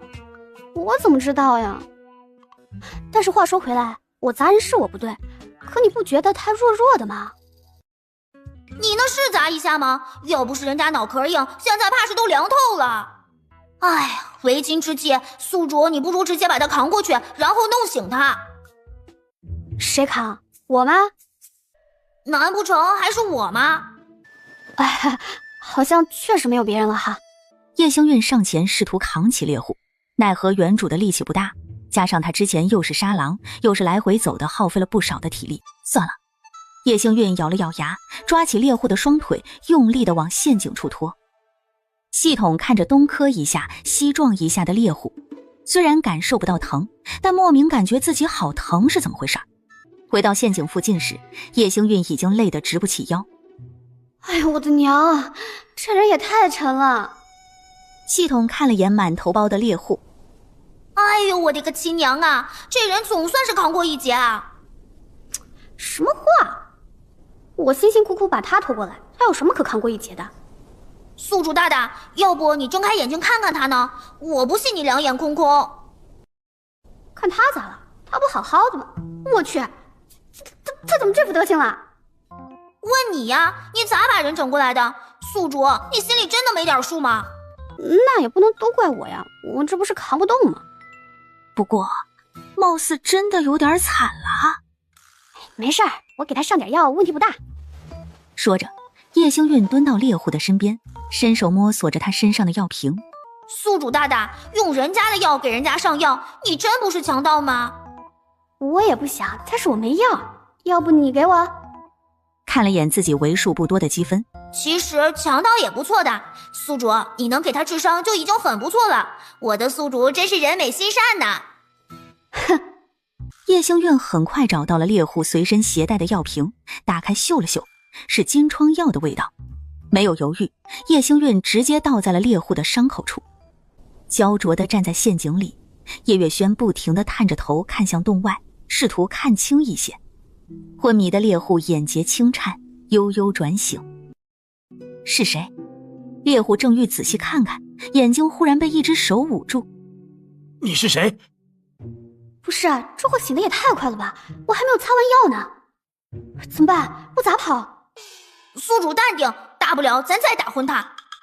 醒了就打昏，你还搁这卡 bug 呢？猎户已然抓住了叶星韵的手腕，试图扒开他的手。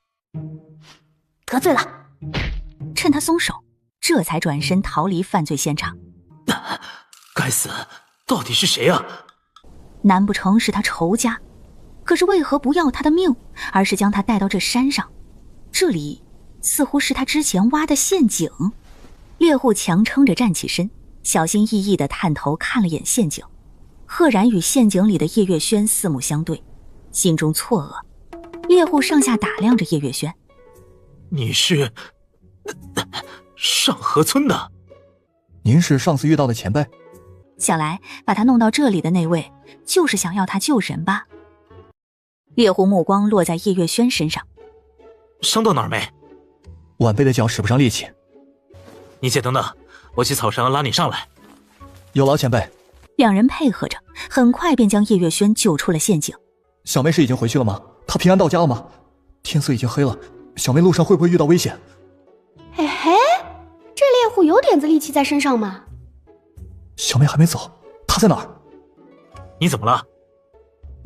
没事，多谢前辈搭救。别谢我，谢那个把我带过来的人吧。哼，不惜把我从林中小屋带过来，想必那人是你很重要的人吧？是啊，很重要。哎呀，真好啊！猎户上前掀开叶月轩的衣袍，检查了下他的腿。看样子应该是骨折了，但看着问题不大。回去我给你接个骨，好好养养就成了。麻烦前辈了。没事儿，说来这陷阱是我挖的，虽然不知道你是怎么掉进去的，但总归与我有关，我该负责。哎呀，来，我背你去我那里。这怎么好意思？哎呀，别推辞了，再晚就更难走山路了。出门着急又被打昏，根本没带火折子。察觉到猎户的尴尬，叶月轩连忙掏了掏自己的怀里，探头看了眼陷阱，果然是掉进去了。系统，他俩干啥呢？猎户没带火折子，你大哥的还掉坑里了。唉，人才呀！叶星韵从怀里摸出火折子，悄咪咪地丢到叶月轩手边。什么声音？是火折子，应当是我身上的，刚刚掉了下来。是吗？他不是没注意到叶月轩刚刚看陷阱的动作罢了，左不过是把他带来那人给的。接过火折子，猎户点燃火把，将其交给叶月轩后，弯腰将他背了起来。你照着路，我尽量快着些。麻烦前辈了。叶月轩忽然想到了什么，故作不经意地将火折子掉到了地上。猎户察觉到叶月轩的动作，却并未多言，带着他大步离去。两人走远后，叶星韵才慢悠悠地从树上滑下来，弯腰捡起地上的火折子。看看，我就说我不能走吧，这丢三落四的，没我他俩还能出这林子？宿主大大果然有远见，不过我们现在去哪儿？回家呗，我可不想跟两个大老爷们起一个小木屋，况且我都说了我早走了，跟过去岂非是要露馅儿？那回家之后你怎么跟叶家人交代叶月轩的事情啊？就说我跟他走散了，或者说他把我丢下，反正我是无辜的。宿主大大好聪明啊！那是，也不看看是谁家宿主。嘿嘿。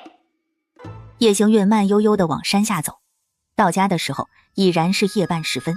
本以为叶家人都睡了，不曾想刚走到门口，就看到趁着月光超疏的叶月辰。这么，我二哥好帅！星韵，你怎地这个时候回来了？看到叶星韵手里拎着的东西，叶月辰不由得蹙了蹙眉。大哥呢？怎么让你拎这么重的东西？你大哥现在正在猎户家，他是要几日才能回来呢？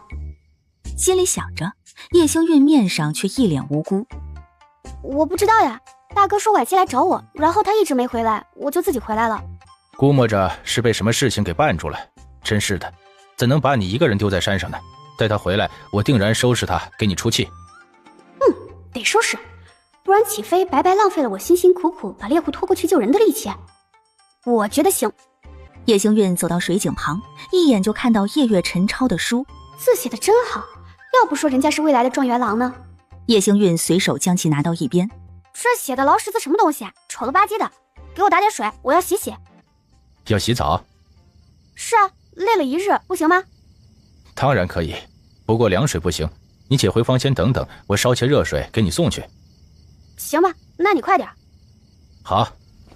看着叶月辰离去的背影，长得帅还这么体贴，这是谁家的二哥呀？啊，是我家的。是你家的，也是之后向皇上谏言弄死你的，怎么不算帅死你了呢？好了，不许说了。烧水的叶月辰忍俊不禁，她这个妹妹怎的如此可爱呢？只见叶星韵正在处理背回来的药材。怎么现在就开始弄了？明日起来再弄也不迟吧？我明日打算早起去镇里。何必如此着急？要你管，烧你的水去。叶星韵慢悠悠地处理着药材。该说不说，恶毒真好，不需要费劲巴拉的解释。是吧，宿主，你终于体会到个中的好处了。不过话说回来，宿主，你为啥这么着急啊？能不急吗？且不说我害得隔壁沈家1个月要还100两银子，得帮着想想办法。单单是我自己手里没有半分银钱，出去都不方便，哪里能等？赚钱刻不容缓，好吧？哦，宿主大大，你要帮沈家呀？听出系统的迟疑，叶星韵动作微不可察地顿了顿。怎么，沈家也不行？怎么说呢，倒是没有明确的禁制，可沈家有沈君衍，你要帮了忙，他后续不死怎么办？他是怎么死的来着？被上门打秋风的亲戚活活气死的。哦对，在那之前还有宿主你羞辱了他的前提，可谓是多重打击。那不就得了？我帮忙的时候还能顺带侮辱他一番，让他觉得羞耻，从而还能推动剧情，一举两得。哇哦，宿主大大，你真是太聪明了！身侧叶月辰看向他的眼神已经变得愈发温柔，他便知道他的小妹是最温柔心善之人。我帮你一起弄。不用，你烧水就行了。叶星韵想也不想便拒绝了。大半夜的还要抄书，估计今晚都不能睡了。要不是我身上全是土，也不用让他给我烧水了。你会个啥？别给我捣乱就行。好，那我去给你看着水。舒舒服服地泡了个热水澡，叶星韵心满意足地回到房间沉沉睡去。而叶月辰则是坐在水井旁抄书至天明，才终于抄完了最后一个字。怎的醒这么早？睡不着便起来了。叶母也没多想，理了理袖子，便打算去做饭。待会儿还要去镇里上工，你再回去歇会儿，别太累了。说着，叶母忽然注意到院子里多出来的猎物，不禁有些惊讶。你大哥和小妹回来了？小妹回来了，大哥未归。怎么回事？好，是这样的，昨晚……言简意赅地解释了下昨晚的情况。都是小妹心中所想，娘莫要说漏了嘴。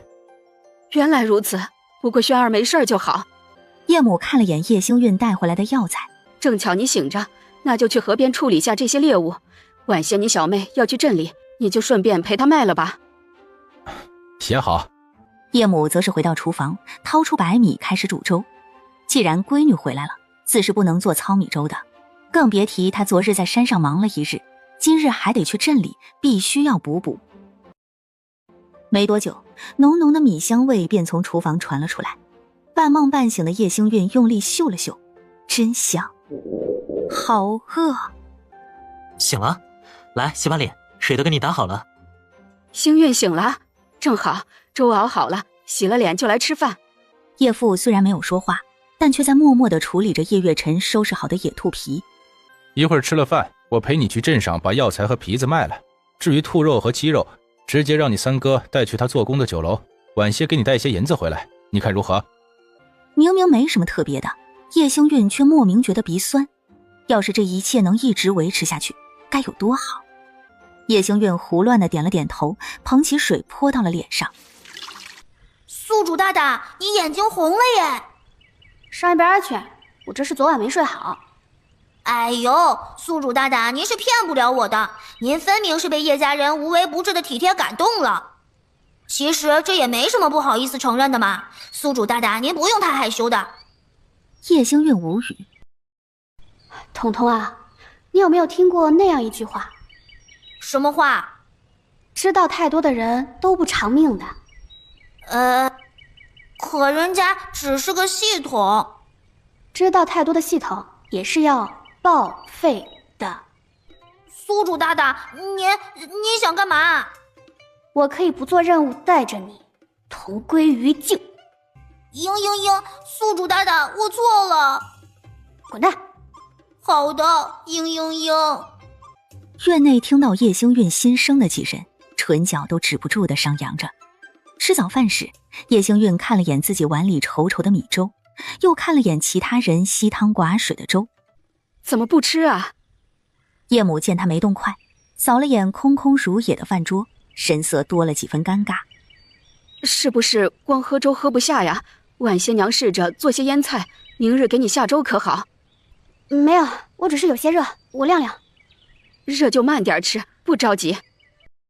对了，我拿回来的山鸡和野兔留下2只吧，晚上炖了吃。家里一直没什么油水，平日里连大哥带回来的都不舍得吃。若非没营养，娘也不至于身体差成这样。现在养养的话，之后说不定还能好些。眼中划过一抹动容，叶母却还是舍不得。不必了，爹娘年纪大了，吃不吃都行。你几个哥哥也是吃什么都行，就拿去卖掉吧。你们不吃我吃。我自从回来以后一顿肉都没有吃过，你们不觉得这是在虐待我吗？别以为顿顿给我吃粥就算对我好，我要吃肉，吃肉懂不懂？一家子没用的废物。你说什么？干什么？你废物还不让别人说了，听不得就滚，别影响我吃东西。你还想说些什么，但叶月辰已然出手，将其按回椅子上。好好吃饭。宿主大大，按照正常逻辑，你现在应该摔碗走人，更有气势。闹呢，一锅白米粥的米几乎都在我碗里，我摔碗不是全浪费了？浪费粮食可耻，知不知道？喝光最后一口粥，叶星韵重重地将碗摔在桌上。什么玩意儿，真难吃！说罢，叶星韵起身朝外走去，将叶家众人抛在身后。不是，他都这么羞辱我们了，你们还能忍？闭嘴！叶月辰警告地瞪了眼叶月舟，随即转头看向叶母。娘，您别生气，小妹言不由衷的。我知道她心里是想着我，才会想着把肉留着的，我怎么可能生气？什么心里想着您？您看他说的都是什么话？难道你不知道小妹绑定的系统是个牢石子，恶毒的吗？小妹若是不做恶毒事，就要被系统惩罚。再说了，只要她心是好的，嘴上说什么重要吗？我是啊，月舟，看一个人不能看他说什么，要看他做什么。你应当试着了解你小妹，而不是光凭她说的话就认定她不好。就像她口口声声说我做的饭难吃，可实际呢，却是将粥吃得干干净净。她看似嫌弃，但是做的每件事都是不嫌弃。月舟啊，从小我便教导你，不要随便轻信旁人。现下我再告诉你，不要过于独断地相信自己，眼睛有时是会骗人的。了解一个人要用心。说罢，叶母没去看叶月舟的反应，起身收拾着碗筷。叶月舟张了张嘴，终究什么都没说。叶父叹了口气，起身拿起锄头，大步离开了家门。娘，我接了米铺的伙计，这几日就在镇子里面住，您不必做我的饭了。好，注意安全，别太累着自己。放心吧，娘。叶元安跟着叶月辰一同找到叶星韵，准备与他一起出门。小妹，你带的东西多，我去找个牛车载着我们一起去镇上吧。行，你去吧。叶月舟注意到叶星韵要去拿背篓的时候，还是忍不住上前接了过来。看你那小身板，背这个别再给你压死，还是我来吧。不会说话可以不说话，真让人败好感。哼，算你有点眼力劲儿，愣着干嘛？还不把那些猎物都拿上？我告诉你，要是晚上拿不回银子，别怪我剁吧剁吧炖了。真是大小姐，去镇里还得花钱坐牛车。说到底还不是你没用，要是你买得起牛，还用花钱坐牛车吗？没事的时候好好反思一下自己是不是没有努力工作。我怎么就没有努力工作了？哦，你努力了，那你怎么每月才1两银子？家里怎么还欠着45两外债？甚至你连亲妹妹坐个牛车都心疼。一句句询问，宛若一个个无形的巴掌，重重地扇在叶月舟的脸上。宿主大大骂得好，就该让他知道自己的斤两，还好意思说我家宿主，我呸！你嘚瑟个啥？他也不过才18岁，1个月1两银子已经不少了，换做现在相当于1个月4、5千块了，还要什么自行车？啊嘞，那宿主你刚刚……我这叫维持恶毒人设，也是让他警醒一下，没事别总围着林月清转，月月赚的钱几乎都给了林月清不说，甚至家里欠的钱都跟林月清有关。那结果呢？人家非但嫌弃廉价，还觉得叶家虐待他，银钱给他还不如买包子喂狗，至少还能冲他摇摇尾巴。宿主大大说的对，给林月清花钱，活该倒霉一辈子。其实叶家人都蛮优秀的，要不是林月清拖累，也不至于这么穷。唉，可惜了。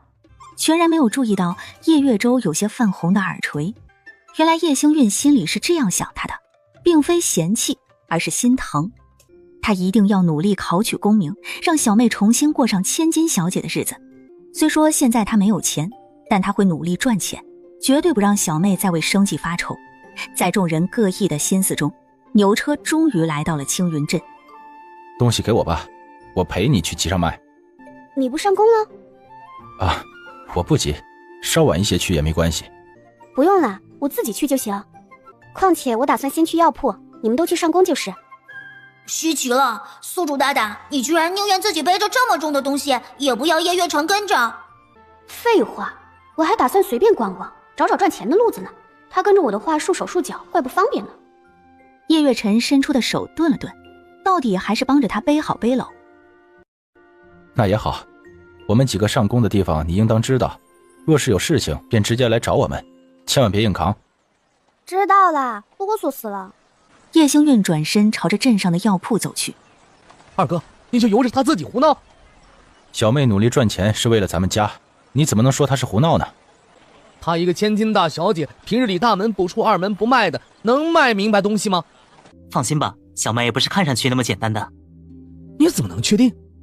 难道你真的觉得一个大门不出二门不迈的千金小姐会知道白纸吗？亦或是会上山打猎？可她到底是林千金，真能独自去做生意？察觉到叶月舟的担忧，话说回来，三哥，你不是说不关心小妹的吗？怎的如今好似特别担心她似的？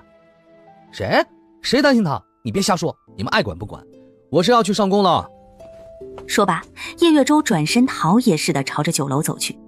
三哥这张嘴，迟早吃大亏。不必管他，你也早些去上工吧，注意身体，早点回来。放心吧，二哥，我先走了。姑娘是买药还是问诊？一不买药，二不问诊。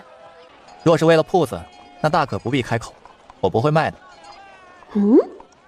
这话说的，似乎这铺子还有点故事啊。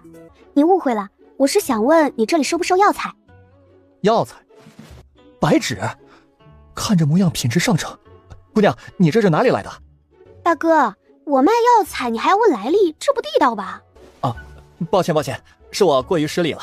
这白纸品质很好，按照市价至少25文一斤。25文，倒是也行。男人面色多了几分尴尬。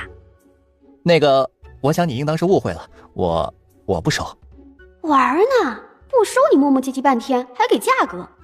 真不好意思，我是想收的，可是这药铺刚接手没多久，又一直没有银钱进账，所以……这里真的是镇上第2大药铺吗？言简意赅地解释了下大致的情况。这里的确是镇子上最大的药铺，至少半个月前还是这样的。哎，我是真的想要收，可我现在连温饱都是问题，所以当真抱歉，耽搁你这么久的时间。你脸红个泡泡茶壶啊！叶星运拎上背篓，转身大步离去。他爷爷是个大夫，活着的时候给10里8乡看诊，诊金都是最低的。半个月前，丁康成爷爷去世，他自然而然继承了药铺。可对家药铺为了将这间铺子收入囊中，竟是大肆宣扬他的医术不行，甚至还故意找人闹事，说他给开的药有问题。不知过了多久，丁康成面前突然多了一张烧饼，看来他是真饿了，都出幻觉了。你吃不吃？不吃我拿走了。你怎么回来了？我刚才去了同和药铺，他们才给我15文，还放话说没有比他们更高的。想到同和药铺掌柜的嘴脸，叶星运恨不得直接砸了药铺。你应当也看不惯同和药铺吧？这是当然。嗨，不过我能做什么？就连你的药材我都收不起。你没医术不代表我没有，我看了一眼，你爷爷的确是个人物，这药铺里的药应当还蛮齐全的吧？是啊，不过你要干啥？你先吃，我慢慢跟你说。犹豫一瞬，丁康成到底还是没忍住诱惑，抓过烧饼大口大口地吃了起来。叶星运则是慢悠悠地走在药铺里，时不时拉开一个抽屉，检查着里面的药材。你刚才说白纸可以给我25文一斤？是啊。那好，我把白纸卖给你。丁康成险些被烧饼噎到。我会以你药铺大夫的名义出去接诊，出诊的钱自然是我的，卖药的钱你我6、4分，我6你4。我若是拿来药材，你给我按照最高价格收，至于工钱我就先不要，等日后你有银子我们再算。你一个小姑娘，我看你年岁也不大，你当真会看诊？莫不是拿我说笑吧？你有什么说笑的必要吗？你看看你都穷成什么样了，门可罗雀不说，自己都要饿死了。你说你想守着这药铺，就凭你的能力，连一个合同药铺都玩不过，你拿什么守？难不成是打算饿死在这里，成了饿死鬼，日日防着同和药铺的人来偷房子？一番犀利又毒舌的话，险些让丁康成哭出来。送上门的机会你怀疑这怀疑那，但凡换个聪明的，现在巴不得都抱上我的大腿。出诊的是我，你只负责卖药，赚不到钱是我的事，你反而白得了一筐白纸，你怕什么？瞻前顾后，别说你没医术，就算是有，你怕是也守不住这药铺。丁康成被说得无地自容，根本没法反驳叶星运的话。我都说了这么多了，你到底怎么样？表个态，别装死啊！我同意。他还有拒绝的理由吗？早说不就完了？3个字磨磨唧唧的。从丁康成面前的桌上掏出一张纸，叶星月拿起笔刷刷刷地写下一张合约，递到他面前。签字。哇，好字啊！让你欣赏书法呢，签字。丁康成大气都不敢喘，迅速签下自己的名字。那姑娘打算去哪里出诊？不知道，再说吧。你这里有大一点的纸吗？有几张没裁剪过的。叶星韵也不客气，直接提笔在上面写了几行大字，随即转身离开了药铺。这姑娘当真是个奇人啊！宿主大大，你这是要干啥？看不出来吗？重操旧业呗。我倒不是质疑你的医术，只是你为啥要跟一名药铺合作？那丁康成看着就不靠谱。什么声音？丁康成错愕地抬起头，看着声音远去的方向。丁康成震惊之余，立马找出医书，试图给自己把脉。没毛病啊，难道他医术退步了？爷爷，你孙对不起你孙该死啊！其实我一开始也不想选一名药铺，但同和药铺的嘴脸你看到了，毕竟僧多粥少，小的地方护不住我，大的我又看不上他们的做派。可你为啥非要出诊？你当我愿意啊？还不是药材卖不上价？你看看，一筐白纸也就能卖个100文。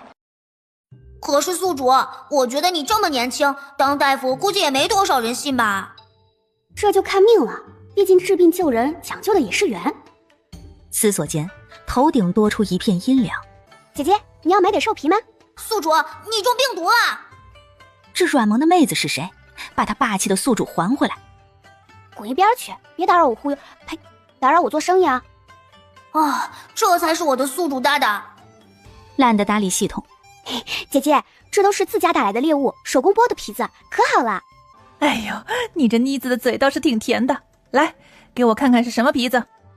这些都是野兔的，姐姐你看，油光水滑的，你拿回去做个皮子外套，冬日一穿，保暖的嘞。这一张是野狼的，就这一张，做什么我是想不到，但看姐姐这手，一定是个手巧的，肯定能做出好东西来。哎呦，那是，别的我不敢说，做绣活10里8村都不一定有我好。你这皮子怎么卖呀？野兔皮100文一张，狼皮贵一些，500文一张。100文？你这未免也太贵了吧？不贵，这皮子治好穿在身上，肯定显得您大气华贵。你莫不是哄我的吧？我从来不说谎的，您看我这眼神多真诚。妇人抿了抿唇瓣，爱不释手地摸了摸手里油光水滑的野兔皮。行吧，看你也是个老实的，都给我装上。哎呀，姐姐真大气！来，今日我与姐姐有缘，这竹篮直接送你。你这小嘴啊，是真的甜。来吧，8张野兔皮，1张野狼皮，一共1两3钱，你数数。不用数，我不信谁都不能不信姐姐呀。叶星韵一边说着，一边伸手接过银子掂了掂，确定没问题，笑容愈发乖巧。你这妮子当真是让我喜欢。妇人接过竹篮，目光扫过地上的白纸。不过你这纸上写的是什么呀？我是前面一名药铺新聘的大夫，可治各种病症。哎呦，看着你年纪轻轻的，居然还是个大夫。您别看我年纪小，我师傅可夸我学的最好了。星韵姐姐。叶星韵暗戳戳翻了个白眼儿。星韵姐姐，我知道叶家穷，但你也不能出来坑蒙拐骗呀。把你的嘴巴放干净点，我坑你了，蒙你了，拐你了，还是骗你了？就算你屁股通大脑，也不能张嘴就拉吧。这是刚才一脸乖巧叫她姐姐的小姑娘。冲呀！宿主干他，打倒绿茶婊！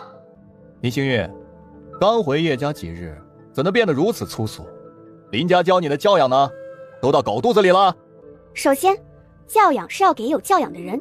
你身边的狗不拴好，上来说我坑蒙拐骗，砸我吃饭的招牌，我没骂他娘，都已经算是我有最好的教养了。而且你哪位啊？不知道我姓叶吗？连最基本的名字都叫不对，也好意思替人出头，臊不臊得慌？你，星韵姐姐，我知道你看不惯我，那你只说我就是，怎可如此说三哥呢？他毕竟曾经也是你的兄长，你这般放肆，不怕遭雷劈吗？三哥，知道我看不惯你，你还往我面前凑，你说你不是上赶着找骂谁信啊？而且我说过别喊我姐姐，谁是你姐姐？况且你都说了，他曾经是我的兄长，现在又不是，还雷劈，雷管的咋那么宽？你生的，你让他咋劈就咋劈。林星运，你如今怎能如此粗鄙不堪？叶家就是这么教导你的？别说的好像你家教有多好，上来就说别人坑蒙拐骗，可见也不是什么好家教。你，对不起姐，对不起叶小姐，是我一时情急说错了话，但我也只是担心你会被人发觉不会医术，叶家的二哥还要科考，你这么岂非是要他多年的辛苦付出东流？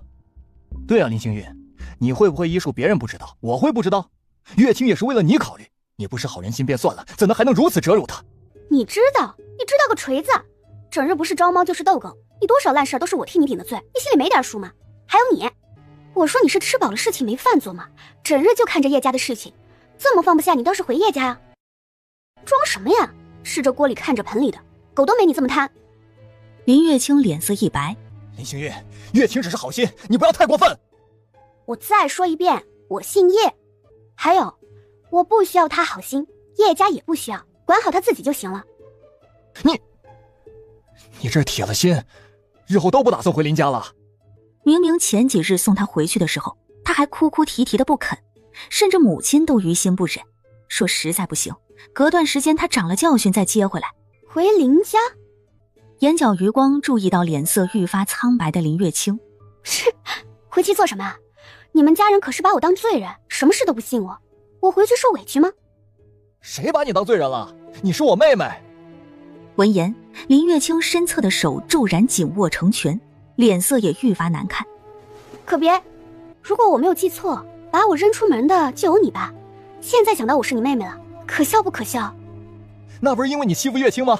她吃了这么多年的苦，好不容易找回来，你还百般欺负她。放你外祖家七舅姥姥罗圈腿的屁！你看见我欺负她了？我是没看到，但月清亲口说的，且她还那般模样。是，他说啥你都信，他说你吃屎，你都得怀疑自己是不是梦游了。那你还来找我干个毛？不怕我回去继续欺负他？你如今怎能如此粗鄙？而且你难道就不能不欺负月清？明明只要他承认错误，林家还是有他位置的。哼！叶星运懒得再跟这蠢货多费唇舌，转身便要离开。叶小姐，林月清顿时急了，连忙上前争夺叶星运手里的纸。你做什么啊？叶小姐，我不能让你耽误旁人的病情，更不能让你害了叶二哥的名声。说你真的缺钱，我可以给你，但你万不能赚着昧良心的钱。我怎么样轮不到你来管，离我远点。林月清一个踉跄，整个人不受控制的往后跌去。月清，你没事吧？三哥，不怕，三哥在呢。这缺心眼怎么在这里？不知道，应该是采买之类的吧。你为何要推月清？宿主大大，你都能预判了。三哥，你快劝劝叶小姐，不要让她做傻事。傻事？你要做什么傻事啊？想抽你！不知叶小姐用了何种办法应聘上一名药铺的大夫，竟是要出诊给人治病。可是叶小姐哪里会医术？万一耽误了旁人的病情，岂非要连累二哥的名声？叶新月，要是害了二哥，你如何有脸面对他？忍字头上一把刀，退一步海阔天空，忍一时乳腺增生，是可忍孰不可忍，忍无可忍，无需再忍。脑子长着是拿来用的，不是为了增加你的身高。你要是实在不用，可以扔啊，别放在那里膈应人。你什么你？天生把智慧洒向人间，唯独你俩打了把伞，还带了10层蓑衣，生怕沾上一点是吧？他说什么你信什么？他说屎是甜的，你是不是还得尝尝咸淡啊？叶小姐，你叶你奶奶个腿啊！别人的事情你咋那么愿意管呢？家住在海边啊？既然那么喜欢叶家，那你挖空心思回林家干什么？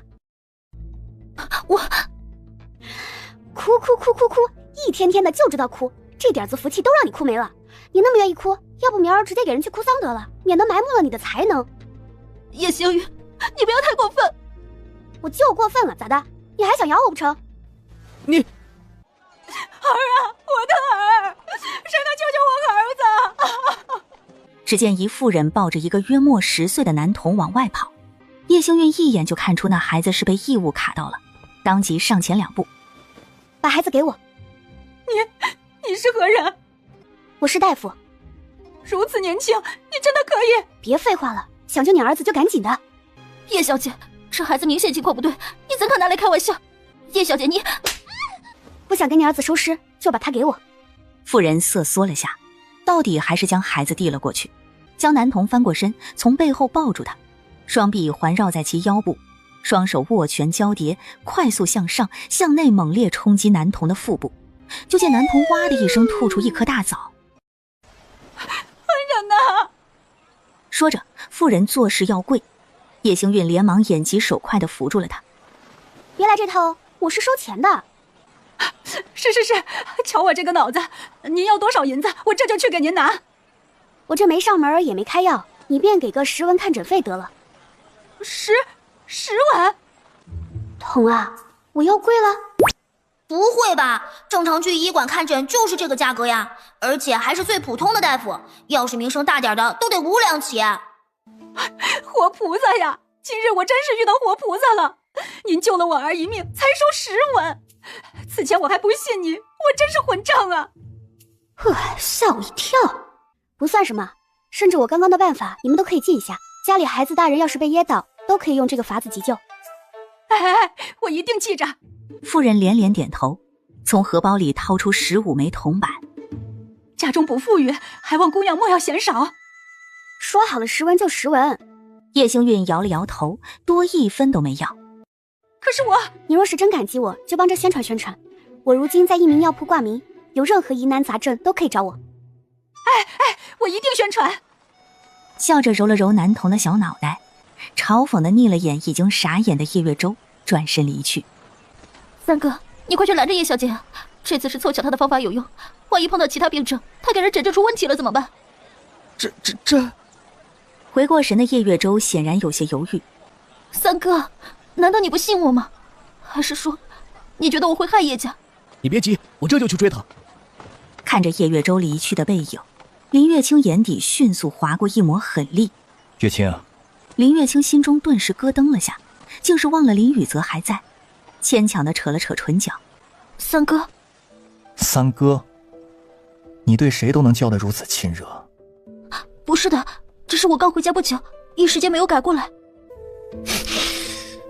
你之前说叶家人虐待你，与你的关系都不怎么好，怎么刚刚我瞧着你倒是很替叶家人考虑啊？虽然叶家待我一般，但毕竟生活了10多年，我做不到一点都不管。是吗？那你倒是有情有义啊。没说信或不信，林宇泽只是掸了掸身上的灰尘。行了，今日逛了这么久，我也累了，先回去吧。三哥，没看到叶星韵的下场，林月清哪里愿意离开？你若是不想回去，便自己留着，我要回去了。林月清眼底划过一抹不甘，气闷地跺了跺脚，认命地跟上林宇泽的步伐。反正那边好哄，过些时间再去看看情况就是。三哥，你莫要生气，我也是担心星韵姐姐，下次我定然注意。那边的叶月舟却已经找不到叶星韵的身影，焦灼的叶月舟全然没有注意到，路过的一个小巷内，叶星韵正跟着一个婆子不紧不慢地走着。按你的意思，你家小姐是因为磕到了头才会变得痴傻？不错，我家小姐可聪明了，奈何老天狠心，硬生生让小姐变成了痴傻儿。这情况多久了？已经2年多了，老爷夫人都给小姐请了大夫，可都束手无策。说是死马当做活马医也好，说他病急乱投医也罢，只要能治好小姐，他怎样都愿意。女大夫，我刚刚看你救了那男孩，你是真的能治我家小姐吧？没看到孩子之前，我不能给你任何承诺。唉，只要有希望就是好事儿。说话间，两人已经来到一座府邸的后门。抱歉，我家小姐生病后一直未能好转，因而老爷就不信大夫，所以只能麻烦您跟我走后门。无妨，走吧。哎，您跟我来。带着叶星韵七拐八拐走进一间宅院。哎，张妈妈，不是让你去买些糖果回来吗？这位是夫人。夫人，老奴该死，老奴……哎呀，别动不动就说什么该死，你是我的奶娘，又替我照顾欢欢这么多年，早就算我是半个亲娘了。你只回话就好。这位是谁呀？你要带她去小姐房里做什么？回夫人的话，这位是我请来的大夫，给小姐诊治的。大夫？罢了，这2年里找的大夫还少吗？每次都是空欢喜一场罢了。更何况这姑娘看着如此年轻，怕是张妈妈已经病急乱投医了。夫人，我见识过这位姑娘的本事，还请您让她试试吧。哎呀，张妈妈。杨夫人无奈地叹了口气。行吧，那便劳烦姑娘试试看。胡闹！欢欢是谁都能看的吗？张妈妈，我念及你照顾夫人和欢欢多年，给你几分面子，但你也不要太过逾矩。老爷，老奴不敢，老奴是真的见识过这位姑娘的本事，她方才……够了，毛都没长齐的丫头也就能糊弄糊弄你。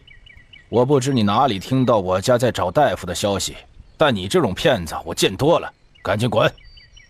默默看戏的系统已经开始摩拳擦掌。宿主大大，冲呀！是错觉吗？这家伙怎么愈发暴力了？叶星韵淡漠地睨了眼杨老爷，转身朝着来时的路走去。宿主大大，你都不骂他几句就走？没必要，而且我懒得跟脑残过多计较，影响智力。可这好不符合你的风格啊，我都不习惯了。我说过，治病救人讲究缘分，有缘一切皆可，无缘不必强求。再说，是那老夫人请我来的，总不能连累了人家。老爷，夫人，求求你们，就让这姑娘试试吧。老奴真的不忍看小姐痴傻的模样，若您不放心，所有钱财老奴自己出。张妈妈连忙掏出自己的荷包，跪着往前爬了几步。老爷，反正都已经来了，不若就死马当做活马医，试试又不会如何，反倒是有一丝希望呢。你到底使了什么手段，让张妈妈如此信任你？这态度还真是让人不爽。刚好，我也不是会委屈自己的人。你到底是吃了几斤垃圾，说出来的话如此不中听？干得漂亮，这才是我的宿主大大。你想着给你留点脸，偏偏你最不要脸。我来是他主动找到我，你不了解，说我是骗子，可以，我走。但现在他求着我给你家闺女看病，你还来质疑我，那可就是你的不对了，我何须再惯着你？你粗鄙无知，脑残！翻了个白眼，叶星韵不再停留，转身就走。哎呦，欢欢！杨夫人焦急地上前扶起小姑娘。欢欢，你有没有怎么样啊？飘飘，帆帆，可爱的模样令叶星韵动作一顿，迟疑地伸手接过杨欢欢递来的花。嘿嘿，飘飘，喜欢。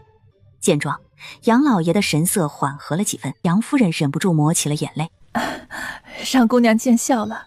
欢欢自从2年之前摔倒后，就一直如同3、4岁的痴儿一般，话说不清楚，这脑子也……无妨，她很可爱。姑娘，您能否帮小姐看看？姑娘，若是你能治的话，多少银子我都给。叶星韵只是淡漠地扫了眼没说话，却一直盯着这边的杨老爷。本来是不想看的，毕竟我讨厌被人当做骗子。不过，这孩子与我有缘，我可以帮着看看。谢谢姑娘。叶星韵连忙制止了张妈妈的动作。别跪了，先带我进屋。哎，好，姑娘跟我来。快步上前带路。我们一起进去，好不好？好。老爷，自从欢欢生病，我还是第一次看到他如此亲近一个人呢。夫人，我不是不想治好欢欢，但这2年来，你我遇到的骗子也不少，我只是担心。无论他是不是骗子，就冲着欢欢喜欢他，我都愿意让他做我们家的座上宾。杨老爷无奈，却终究没再说什么。房间内，叶星韵示意张妈妈抱着杨欢欢坐在床上。来，手给我。伸出2根手指，轻轻搭在杨欢欢纤细的手腕处，细细感受了片刻脉搏。叶星韵秀眉轻轻蹙起。来，低头。扶着杨欢欢的小脑袋垂下，叶星韵轻轻按动着杨欢欢的后脑勺。痛！突然按到某个地方，杨欢欢顿时哭着痛呼出声：“小姐不哭，让妈妈给你吹吹，不痛不痛啊。”姑娘，这有银针吗？姑娘要银针做什么？我需要印证一下我的猜测。什么意思？如果我的猜测正确，那他的情况我便能治。那若是不正确呢？那你们就要做好他一辈子如此的准备。杨夫人顿时踉跄了下，杨老爷连忙扶住了她。去给这姑娘准备一副银针。是。小厮离开没多久，很快便捧着一副崭新的银针跑了回来。别怕，不痛的。眨巴着眼睛，杨欢欢乖巧地看着叶星韵，几乎是所有人都没反应过来，叶星韵就已经一针正中杨欢欢的眉心。下一瞬，杨欢欢直接昏睡过去，趁机在杨欢欢的后脑勺落下第二针，直至最后一针落下，众人皆是大气都不敢喘。看着自家闺女变成了一个刺猬，杨夫人疼的心都跟着颤。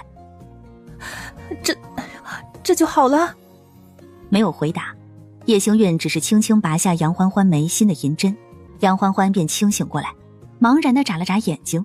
漂亮姐姐，我要漂亮姐姐抱，我要漂亮姐姐，漂亮姐姐。虽然不认人，但说话已经十分清楚。杨夫人顿时激动得热泪盈眶。老爷，你听到了吗？欢欢她。听到了，我听到了。相较于众人的激动，叶星韵就冷静多了，不紧不慢地将银针插回杨欢欢的眉心。姑娘，你这是……拔针会疼，她遭不住。示意张妈妈将杨欢欢放下，就让她趴着，别碰到银针。一炷香之后，我再来给她拔针。这，要不我就抱着吧。随你，你不觉得累就行。不累不累。姑娘，刚才怀疑你是我的错，你是有真本事的人，还望你可以原谅我的过失，恳请你救救我家欢欢。说着，杨夫人双腿一弯，作势要跪。等等，别动不动就跪我，有话说话。虽说她寿命是不多，但也不希望再少啊。宿主大大，狠狠地宰他们一波，让他们瞧不起你。放心，该是我的，我铁定会要的。坐在椅子上，叶星韵随手端起茶杯，却发现里面空空如也。贵府的待客之道就是如此。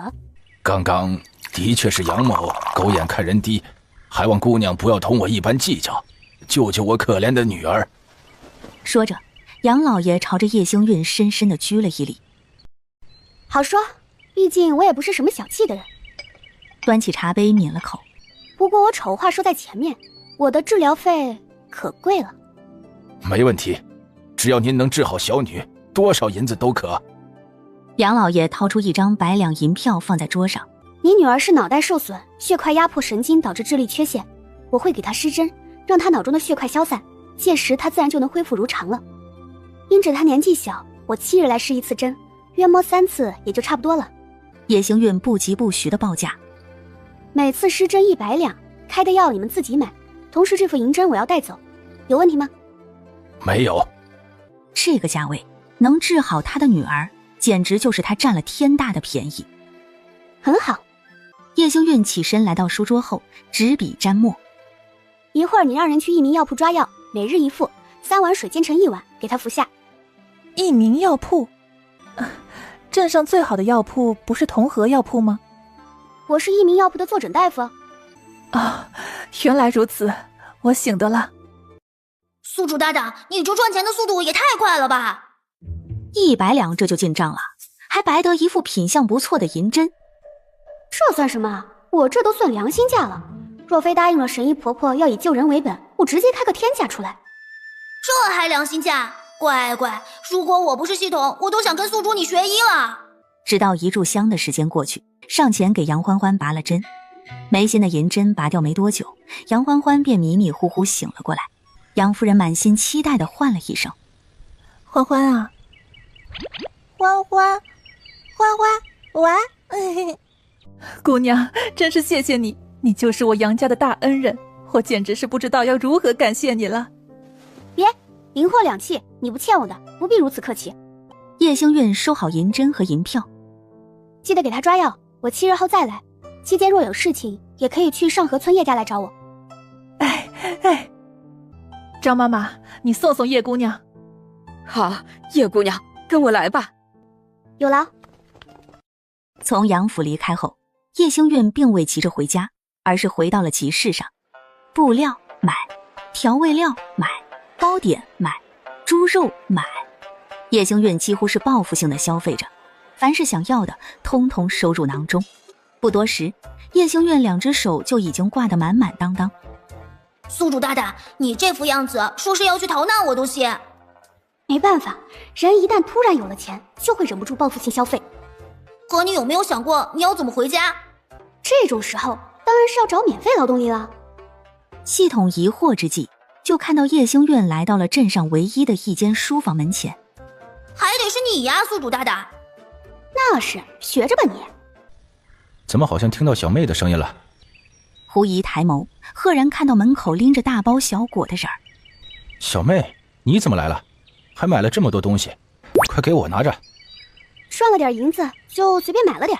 宿主大大，你说要是叶月辰知道你是给人看诊赚的银子，会不会跟叶月舟一样怀疑你的医术？看诊？医术？小妹还有如此本事？反正林月清都让我骂了一顿，不差再来一回。宿主大大，你这样好战不太好哦。但话又说回来了，咱总不能被人欺负不是？骂，狠狠的骂。到底咱俩谁才是好战的那个？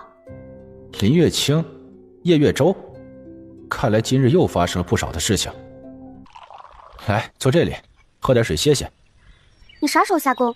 这么多东西我懒得拿，你得跟我一起回。约莫还要2个时辰，你是留在这里等我，还是我先给你去叫个牛车送你回去？等会儿呗，反正回去太早也没事做。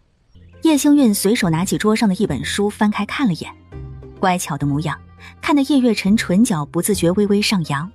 叶月辰从柜台后面掏出一个纸包，这是之前掌柜的给我的蜜饯，我不爱吃甜食，给你当零嘴吧。不爱吃甜的，怕是没舍得吃吧？捏起一块蜜饯放到了嘴里，甜丝丝的味道瞬间弥漫整个口腔。叶月辰目光落在叶星运买的那些东西上。对了，还没问你怎么赚的银子。我看你这些东西应当都不便宜，只是那些皮子估计赚不到这么多银子吧？童啊，如果我直白的告诉他我会医术，你说他会信吗？不一定，说不定也会跟林月清一样怀疑您的实力，从而担心影响他之后的科考，阻止您不让您继续胡闹。那样的话，我能揍他吗？反正我都恶毒了，动嘴跟动手也没差别了吧？可是宿主大大呀，你就不怕自己的下场会更惨吗？我的下场已经很惨了，再惨一点有什么区别吗？这倒也是，不过我还是需要提醒宿主大大，如果他被您打得无法科举，后果可是会更加严重的哦。是，能有多严重？大概也许可能取消您原定的奖励。瞧你这话说的，我怎么可能是暴力的人呢？这位可是我尊敬的二哥啊！系统无语啊。虽然没什么信服度，但我算不算是逃过一劫呢？怎么了？不能告诉我吗？莫问来路，山人自有妙计。叶月辰终是忍不住轻笑出声，抬手揉了揉叶星运的小脑袋。好，那二哥就不问了，你自己在这边找书看吧，二哥还得继续忙，你有事换我就好。宿主大大，你居然也会静下来看书？看个毛的书啊，这里面的字我都认不全，看得我脑仁都疼。唉，我就知道。那你看得聚精会神的，看啥呢？我在想事情，你别吵。叶星运，果然是你，我总算是找到你了。没完没了了。快跟我走。干什么啊？你要带我去哪儿？不说清楚，今天哪里也别想带着我去。你到底要胡闹到什么时候？难道你这样害得二哥不能考取功名？叶家到底哪里对不起你？我是看不惯你，但你摸着良心说，二哥对你如何？吵嚷的声音令叶月辰快步赶了过来。老三，小点声，也不看看这里是什么地方。跟我走。走你二大爷！我说你能不能用用你那个脑子？头长在身上不是拿来当摆设的。你说什么？脑子不好就是够麻烦的，现在耳朵也不好了。我最后跟你说一遍，我会医也懂医，你信或者不信跟我没有关系。但你若是非要根据林月清的话来质疑我，甚至阻挠我，别怪我不客气。你会医？你一个娇生惯养长大的大小姐，你知道几种病？不要以为认识白纸你就会给人看诊，万一出了点什么事情，影响的不单单是你，还有二哥的名声。总之，你现在跟我走，去益民药铺把这狼十字的大夫辞了。行了，别胡闹了，事情我都听明白了，无非是小妹当了坐诊大夫，这不是好事吗？好事？二哥，你没糊涂吧？他一个不会医术的人去当大夫？谁说我不会医术？林月清，你就那么相信他的话？不关旁人的事，你自幼长在林家，林家从商，且也没传出有人懂医。你又是唯一一个女儿，林家怎可能让你学医？叶月舟抿了抿唇，语气不自觉软了几分。我知你是为家里考虑，但现在二哥科考才是大事，你总得分一下轻重缓急吧。当然，你要是实在喜欢，大不了我出钱让你当学徒。沉默，震耳欲聋。叶月辰倒是看出了叶月舟别扭的心思。宿主，叶月舟这是抽风了。抽没抽风不知道，脑子肯定是有病。这丫头不识好歹呢，不感谢就算了，还骂人。不过话说回来，宿主大大，你似乎真的不太好解释自己会医这件事儿。解释不清就不解释了呗，干嘛非要解释？那叶月舟坚持不让你给人看诊咋办？没事儿，我可以扎晕他，或者哪个穴位可以短暂失忆来着？我晚点研究研究，一劳永逸。叶月舟莫名感觉脑仁一疼，好似已经被扎了一般。好了，老三，你就别瞎想了。我相信星运这么做肯定有自己的道理。你要是实在不信，下次星运出诊你跟着充当一次药童。哈？药童？就他？得了吧，别到时候忙没帮上，反而增添麻烦。本想拒绝的叶月舟对上叶星运嫌弃的目光。啊，我偏要亲自去看看你到底会什么医。你叶星运第一次有些哑口无言。二哥，小妹乖，你就当带他长长世面，待到亲眼所见，他自然也不能再质疑。可是好了，你要是不让他死心，他怕会一直缠着你，难道你不烦？要不还是找个月黑风高夜把他宰了得了，一了百了。饶是叶月辰都不自觉心间一颤，叶月舟额头更是冒出一滴冷汗，思索着晚上要不要熬个夜算了。宿主淡定，你要是杀了他会触发惩罚的。我很淡定，否则就不只是想想而已了。只要他不拖我后腿，爱跟着就跟着吧。我就知道小妹最是通情达理。叶月辰转身推搡着叶月舟往外走。到底怎么回事？你真如小妹心中所想，是听了林月清的话才来质疑小妹？我不是，起码不单单是因为月清。二哥，难道你就不担心他会坏了你的名声？我相信他，我知道你担心我，也担心星运，可比起担心，你要做的是相信他。最初星运做的那些事情的确有些伤人，但我们是一家人，牙齿和舌头都有打架的时候，给星运一点时间。再说了，科考靠的是真凭实学。闻言，叶月舟张了张嘴，到底还是没再反对。反正事关二哥你都不在意，我还能说什么？我出来这么久也该回去了。二哥，你继续忙吧。叶月舟转身大步朝着酒楼的方向走去。哎，这个老三哪儿都好，就是太轴了。希望他能早点看清内心吧，否则迟早有他后悔的时候。叶月辰转身回到书房内。有心事？没有啊，你聊完了。叶月舟呢？啊，他回酒楼了。你确定你没事？我确定啊，你怎么这么问？只是看你心事重重的，有些担心。你想多了，我就是在看书而已。是吗？是啊，哪里有问题吗？你的书拿反了。我就爱这么看。啊？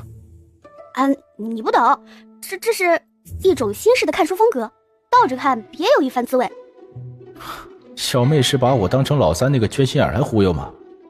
行吧，如果你坚持的话，你慢慢看，我去忙了。叶星运长长的松了口气，宿主大大，你这理由多少有点扯淡了。闭嘴！这都是啥破玩意儿？不知道我上学的时候最讨厌翻译文言文了吗？叶星韵索性丢到一边，不再为难自己。怎么连个图画书都没有？宿主大大，这个时代有的图画书一般叫春宫图。这老石子系统怎么都不教星韵点好的？其实我还真想看看，据说画得很刺激啊。头啊，你给我查查，这书房里有没有？这能查吗？下意识想要阻止，但显然已经来不及。检测到了，就在西南角的柜子里。小妹有了这个系统，以后还能好？不行，不能让系统把单纯可爱的小妹带坏了。快步走到系统说的位置，叶月辰迅速将柜子上了锁。做完这一切，叶月辰又极其自然地回到书架旁，注意到叶星韵鬼鬼祟祟的身影，叶月辰只当没看见。哎，怎么上锁了？说不定是掌柜的珍藏。你这么一说，我更想看了。可是柜子上锁了，宿主，你要砸柜子的话，怕是会引来众人围观哦。你现在真是越来越暴力了，一个锁而已，砸它干嘛？哎，叶星韵晃了晃手里的头发丝，将其对着碾成细丝，缓缓插进锁孔。好嘞，宿主，你还有这手艺？想当初被罚没饭吃的时候，我都是靠这招撬锁，手拿把掐。咔嗒，清脆的一声，锁头被打开，叶月辰悬着的心也彻底死了。虽然很心疼小妹刚刚说的撬锁遭遇，但不代表她可以看那种污秽的东西。小妹，你在这里做什么？叶星韵被吓了一跳，连忙站起身，双手背于身后。随便看看。一会儿我收拾完陪你下会儿棋，你且乖乖等我一会儿。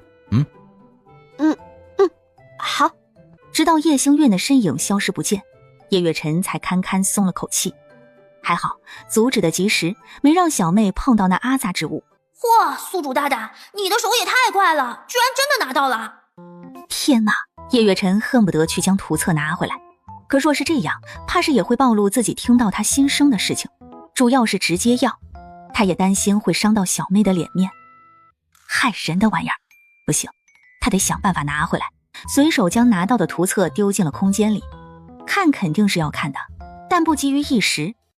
随手抓起一包糕点，叶星韵漫不经心地吃着。好甜啊！这玩意儿当零嘴是好，就是吃多了腻得慌，茶又有点苦涩，要是有奶茶或者果茶一类的就好了。宿主，你可以自制啊，而且这玩意儿应该可以卖哎。你倒没想过，主要是好茶叶贵，牛乳更贵，再加上还要白糖，做出来怕是成本都回不来。也是哦。又是奶茶，原以为是茶叶的一种，不曾想竟然要这么多的配料。小妹，二哥陪你对弈一盘。也好。有了事情做，2个时辰便很快混了过去，将书房彻底收拾干净。叶月辰这才锁好门，带着叶星韵坐上了回村的牛车。果然是乞丐，居然连酸果都摘。这东西狗都不吃，俺家的猪都不喂这个。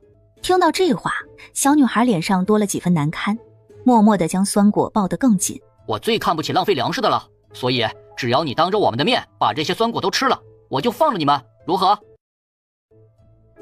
你简直是不讲道理，这酸果如何能吃得完？吃不完你还敢摘？李正伯伯都说了，浪费粮食是要打板子的。你们不吃，就别怪我不客气。不客气就不客气，我早就看不惯你了。哼，就凭你还敢跟我叫板？你动手啊！我看看你家里能不能赔得起。一句话瞬间让男孩紧握的拳头松了松，狗蛋愈发得意，夺过女孩怀里的酸果，用力地朝着男孩嘴里塞去。来，别客气，我请你吃。看着男孩无力的挣扎，叶星韵机不可见的蹙起眉。最讨厌霸凌这一套了。宿主大大，那俩人是沈君演的弟妹，也算是半个主线人物，你不能管。下次能不能早点说？抱歉，也是裁剪错的，毕竟这俩孩子的存在感在剧情里极低。什么意思？因为他俩死的比沈君演还早。闻言，叶星韵眉头蹙得更紧，下意识看向被欺负的2个孩子。 10来岁的年纪，怎么会死得那么早？因为这次的羞辱，加上后来叶月轩回来，原主去沈家炫耀，气得沈景带着沈冉上山，打算也打猎回来。但长期营养不良的俩孩子在山上哪里能活得下去呀？反正最后就是连全尸都没落下。要不是身体是自己的，他怕是已经忍不住给原主几个嘴巴子。沈家暗暗地叹了口气，叶月辰叫停了牛车，利落地跳下车，朝着几个孩童的方向走去。给我住手！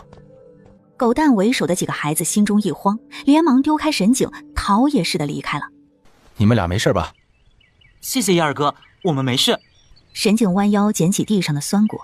怎地连酸果都捡来吃？你家里一点吃食都没有了吗？今日二伯娘又来了，把家里唯一的一点粟米都给抢走了。二伯娘？就是宿主您上次收拾的那个张氏。记吃不记打呀？哎，等等，沈冉手里的酸果怎么这么眼熟呢？能不眼熟吗？那是柠檬啊，宿主大大。柠檬？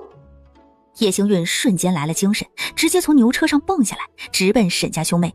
风风火火的身影吓得沈景直接将沈冉搂进怀里。别怕，她是我妹妹，你们叫她星运姐姐就是。星运姐姐？是大哥说帮我们藏白米的姐姐吗？不错，就是她。星运，你初次见他们应当不认识，这是沈景，这丫头是沈冉，都是咱们隔壁邻居，日后你在家无聊可以找他们玩。哎，就见叶星运毫不客气地伸手夺过沈冉怀里的酸果。不是妹儿啊，直接上手抢多少有点不合适吧？还真是柠檬，这可真是踏破铁鞋无觅处，得来全不费工夫啊！有这好东西还愁赚不到银子？宿主大大，您要用柠檬赚银子？当然。别怪我没提醒您啊，这个时代的人都把柠檬叫酸果了，足以见得没人吃。况且就算是现代，也很少有人吃柠檬吧？你还真是刚出生没久的童子，连柠檬水这么风靡的饮品都没听过？系统简单搜索了下，顿时惊呆了。柠檬水的销量居然突破12亿杯，甚至还只是某个单独的品牌。哼，且看我如何让柠檬水风靡古代。呜呼，宿主大大加油！这酸果哪里来的？出了村口往右拐，直走到山脚下便能看到酸果林了。谁种的？没人种，野生的。明日开始，你们俩给我摘酸果，一日的工钱是1人5文，干还是不干？啊？你自己不是也能去吗？干嘛要给我们钱，让我们去呢？我懒不行啊，你就说去不去，废话那么多呢。叶家的情况比他们家也好不到哪里去，莫非是故意帮他们？那这跟讨来的钱有什么区别？倒霉孩子，穷的就剩下骨气了。我不，你赶紧的，要是不愿意，我可找别的孩子。沈景懵了，难道叶星运真的是要酸果？星运姐姐，我能摘，这活我可以。叶星运将铜板塞进沈冉的手里，记得不能少于2筐，否则扣你们工钱。话落，叶星运转身朝着牛车的方向走去。走吧，顺路捎你们一程。不用了。谢谢叶二哥，不过牛车加人还要钱，这里离家里不远，我们走回去就行了。行吧，那你们俩注意安全，早点回去。路上，叶月辰看着不停把玩柠檬，心中静悄悄的叶星运。小妹，心情不好吗？没有。其实你若有心事，可以跟我说说。二哥虽然没什么本事，但若能做到，也会尽力去做的。谢谢，不过我真的没事。闻言，叶月辰没再多说。宿主大大，你是不是想到你小时候了？是啊，有点不忍，也有点感慨。感慨什么？感慨世道不公，天道不平。宿主大大，系统想要劝说几句，可话到嘴边又不知道要怎么劝才合适。叶星运自愈性很强，很快便将不愉快抛之脑后。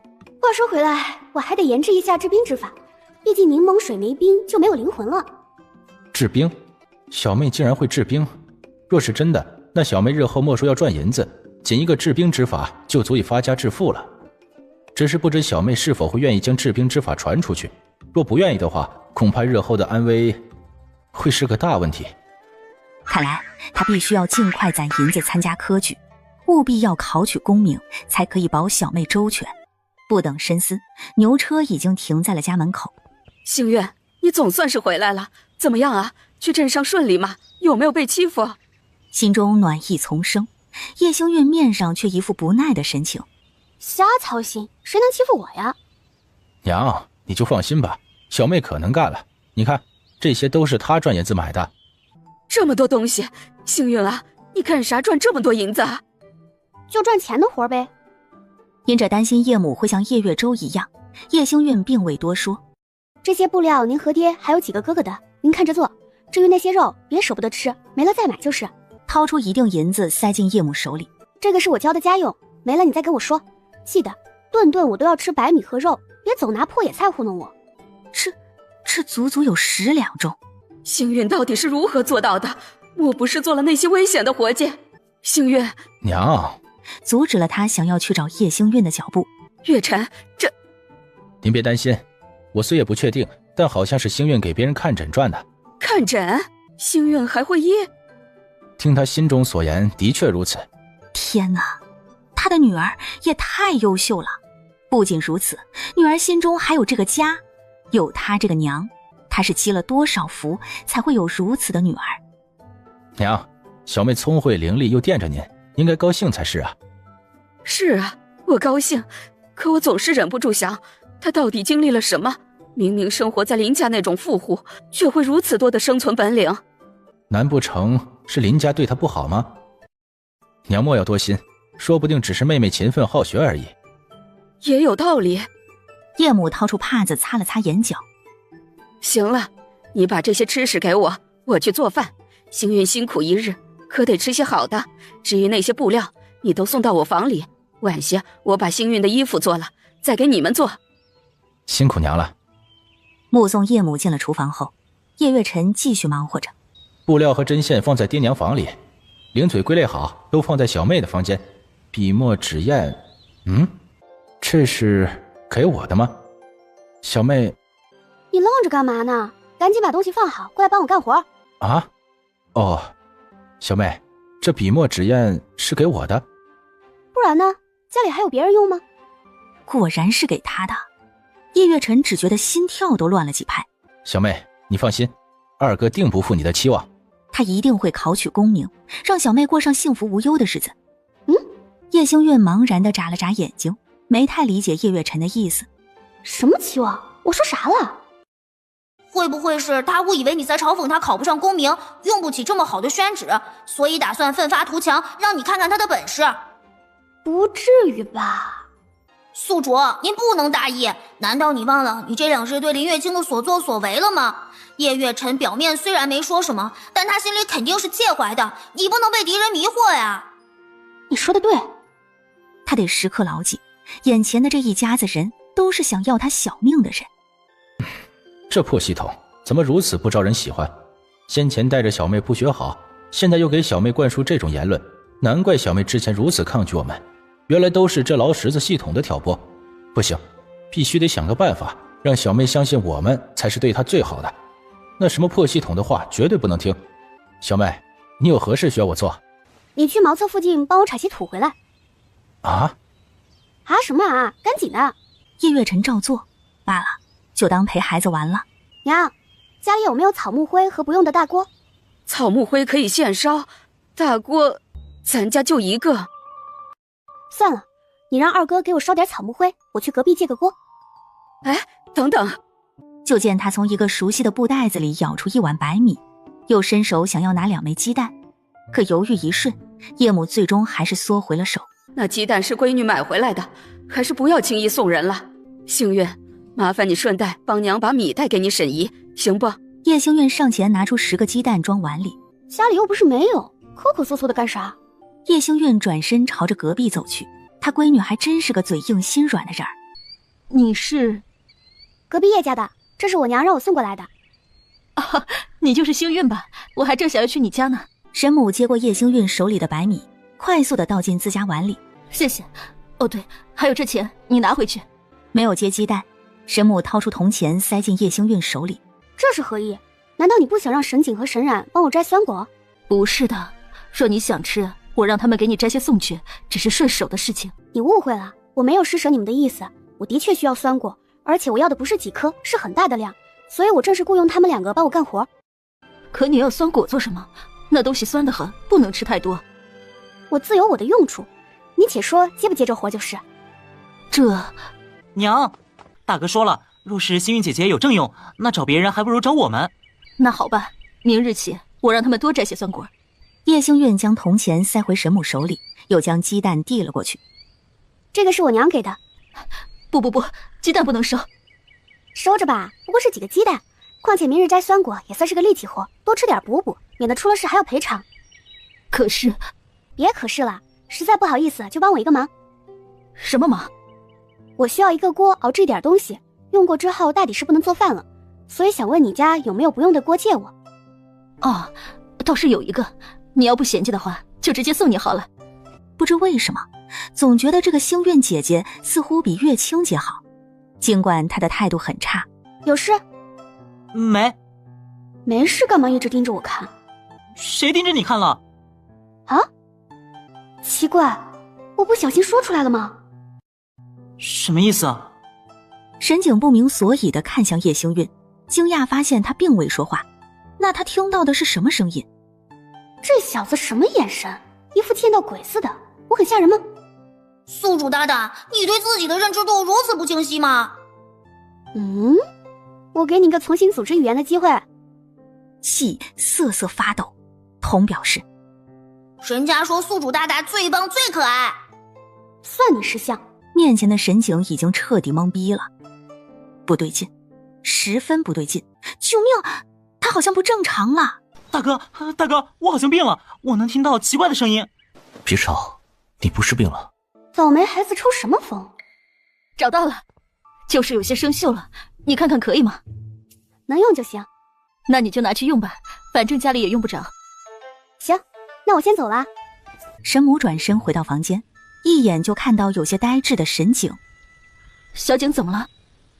没事，不必担心，只是有些接受不来现实而已，一会儿就好了。叶星运拿锅回家时，叶月辰已经将满满的一桶土放在了院子里。你还要草木灰对吧？我去外面烧一些。辛苦，方便的话回来帮我带点蜂蜜。蜂蜜？咱家好像还有些大哥之前带回来的野蜂蜜，就是不知道你要多少。有点就够。啊，那你找娘要就行。知道了。叶星运随手丢开铁锅，迈步朝着厨房走去。见状，正要出门的叶月辰脚步一顿，转身将铁锅架好后，才重新背好背篓走出家门。要来蜂蜜的叶星运正准备将柠檬腌上，眼角余光突然注意到院中架好的铁锅。该说不说，叶家人还怪体贴人的。是啊，要不是他们体贴林月清，也不会让宿主你死得那么惨。这种体贴不要也罢。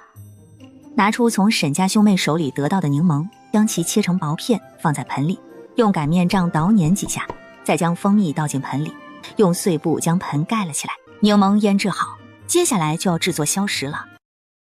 还要多久能弄好啊？快了，就这一点了。我来帮你。饭做好了，幸运啊，先吃饭。小妹，来洗洗手再吃饭。哦，好。将腌制好的柠檬蜂蜜用温水冲开后，再将装有柠檬水的茶壶放进竹篮，绑好绳子悬挂在井里。小妹，你这是做什么？晚点你就知道了，先吃饭。对嘛，有肉有菜，这才叫生活。那之前什么都没有，叫什么？叫活着。虽然听不懂，但感觉很有道理的样子。叶母心中不免有些自责，夹起鸡腿放在叶星运的碗里。之前家里条件不好，委屈幸运了，日后娘保证日日都让幸运吃到肉。一旁的叶父吃着白米，心里十分不是滋味。闺女回来这么久，好不容易吃顿肉，还是闺女自己赚来的银子。家里的活计都差不多了，距离秋收还有2个月，明日我便去镇上找活儿。咱家虽然不富裕，却不能委屈了闺女。说着，叶父又给叶星运夹了块鸡翅。叶月辰挑了块肥瘦相间的五花肉放进叶星运碗里。我正想说呢，再过2个月我就把书房的活辞了，忙完秋收，我也想去书院待一阵子。来年便是3年一次的院试，我这次不想错过了。也好，你自己有主意就行啊。咱们家里穷，帮不到你什么，但赶考的路费还是能够攒得出来的。月晨呐，爹不会说什么大道理，只希望你尽最大的努力，哪怕最后名落孙山，也不至于留有遗憾呢。放心吧，爹，我心中有数。有数便好，吃饭吧。哎，院士，童啊，是不是这次考试就是叶家平步青云的开始？是的，按照原本的时间线，叶月辰会一路考到殿试，顺利拿下状元。同时，这1年半的时间里，叶月安会开启做生意模式，还会带动叶月州开酒楼。最后，叶家举家搬入京城，叶月轩还拿下了5状元，可谓是辉煌一时。哎，宿主，你脸色咋这么差？难道你不开心吗？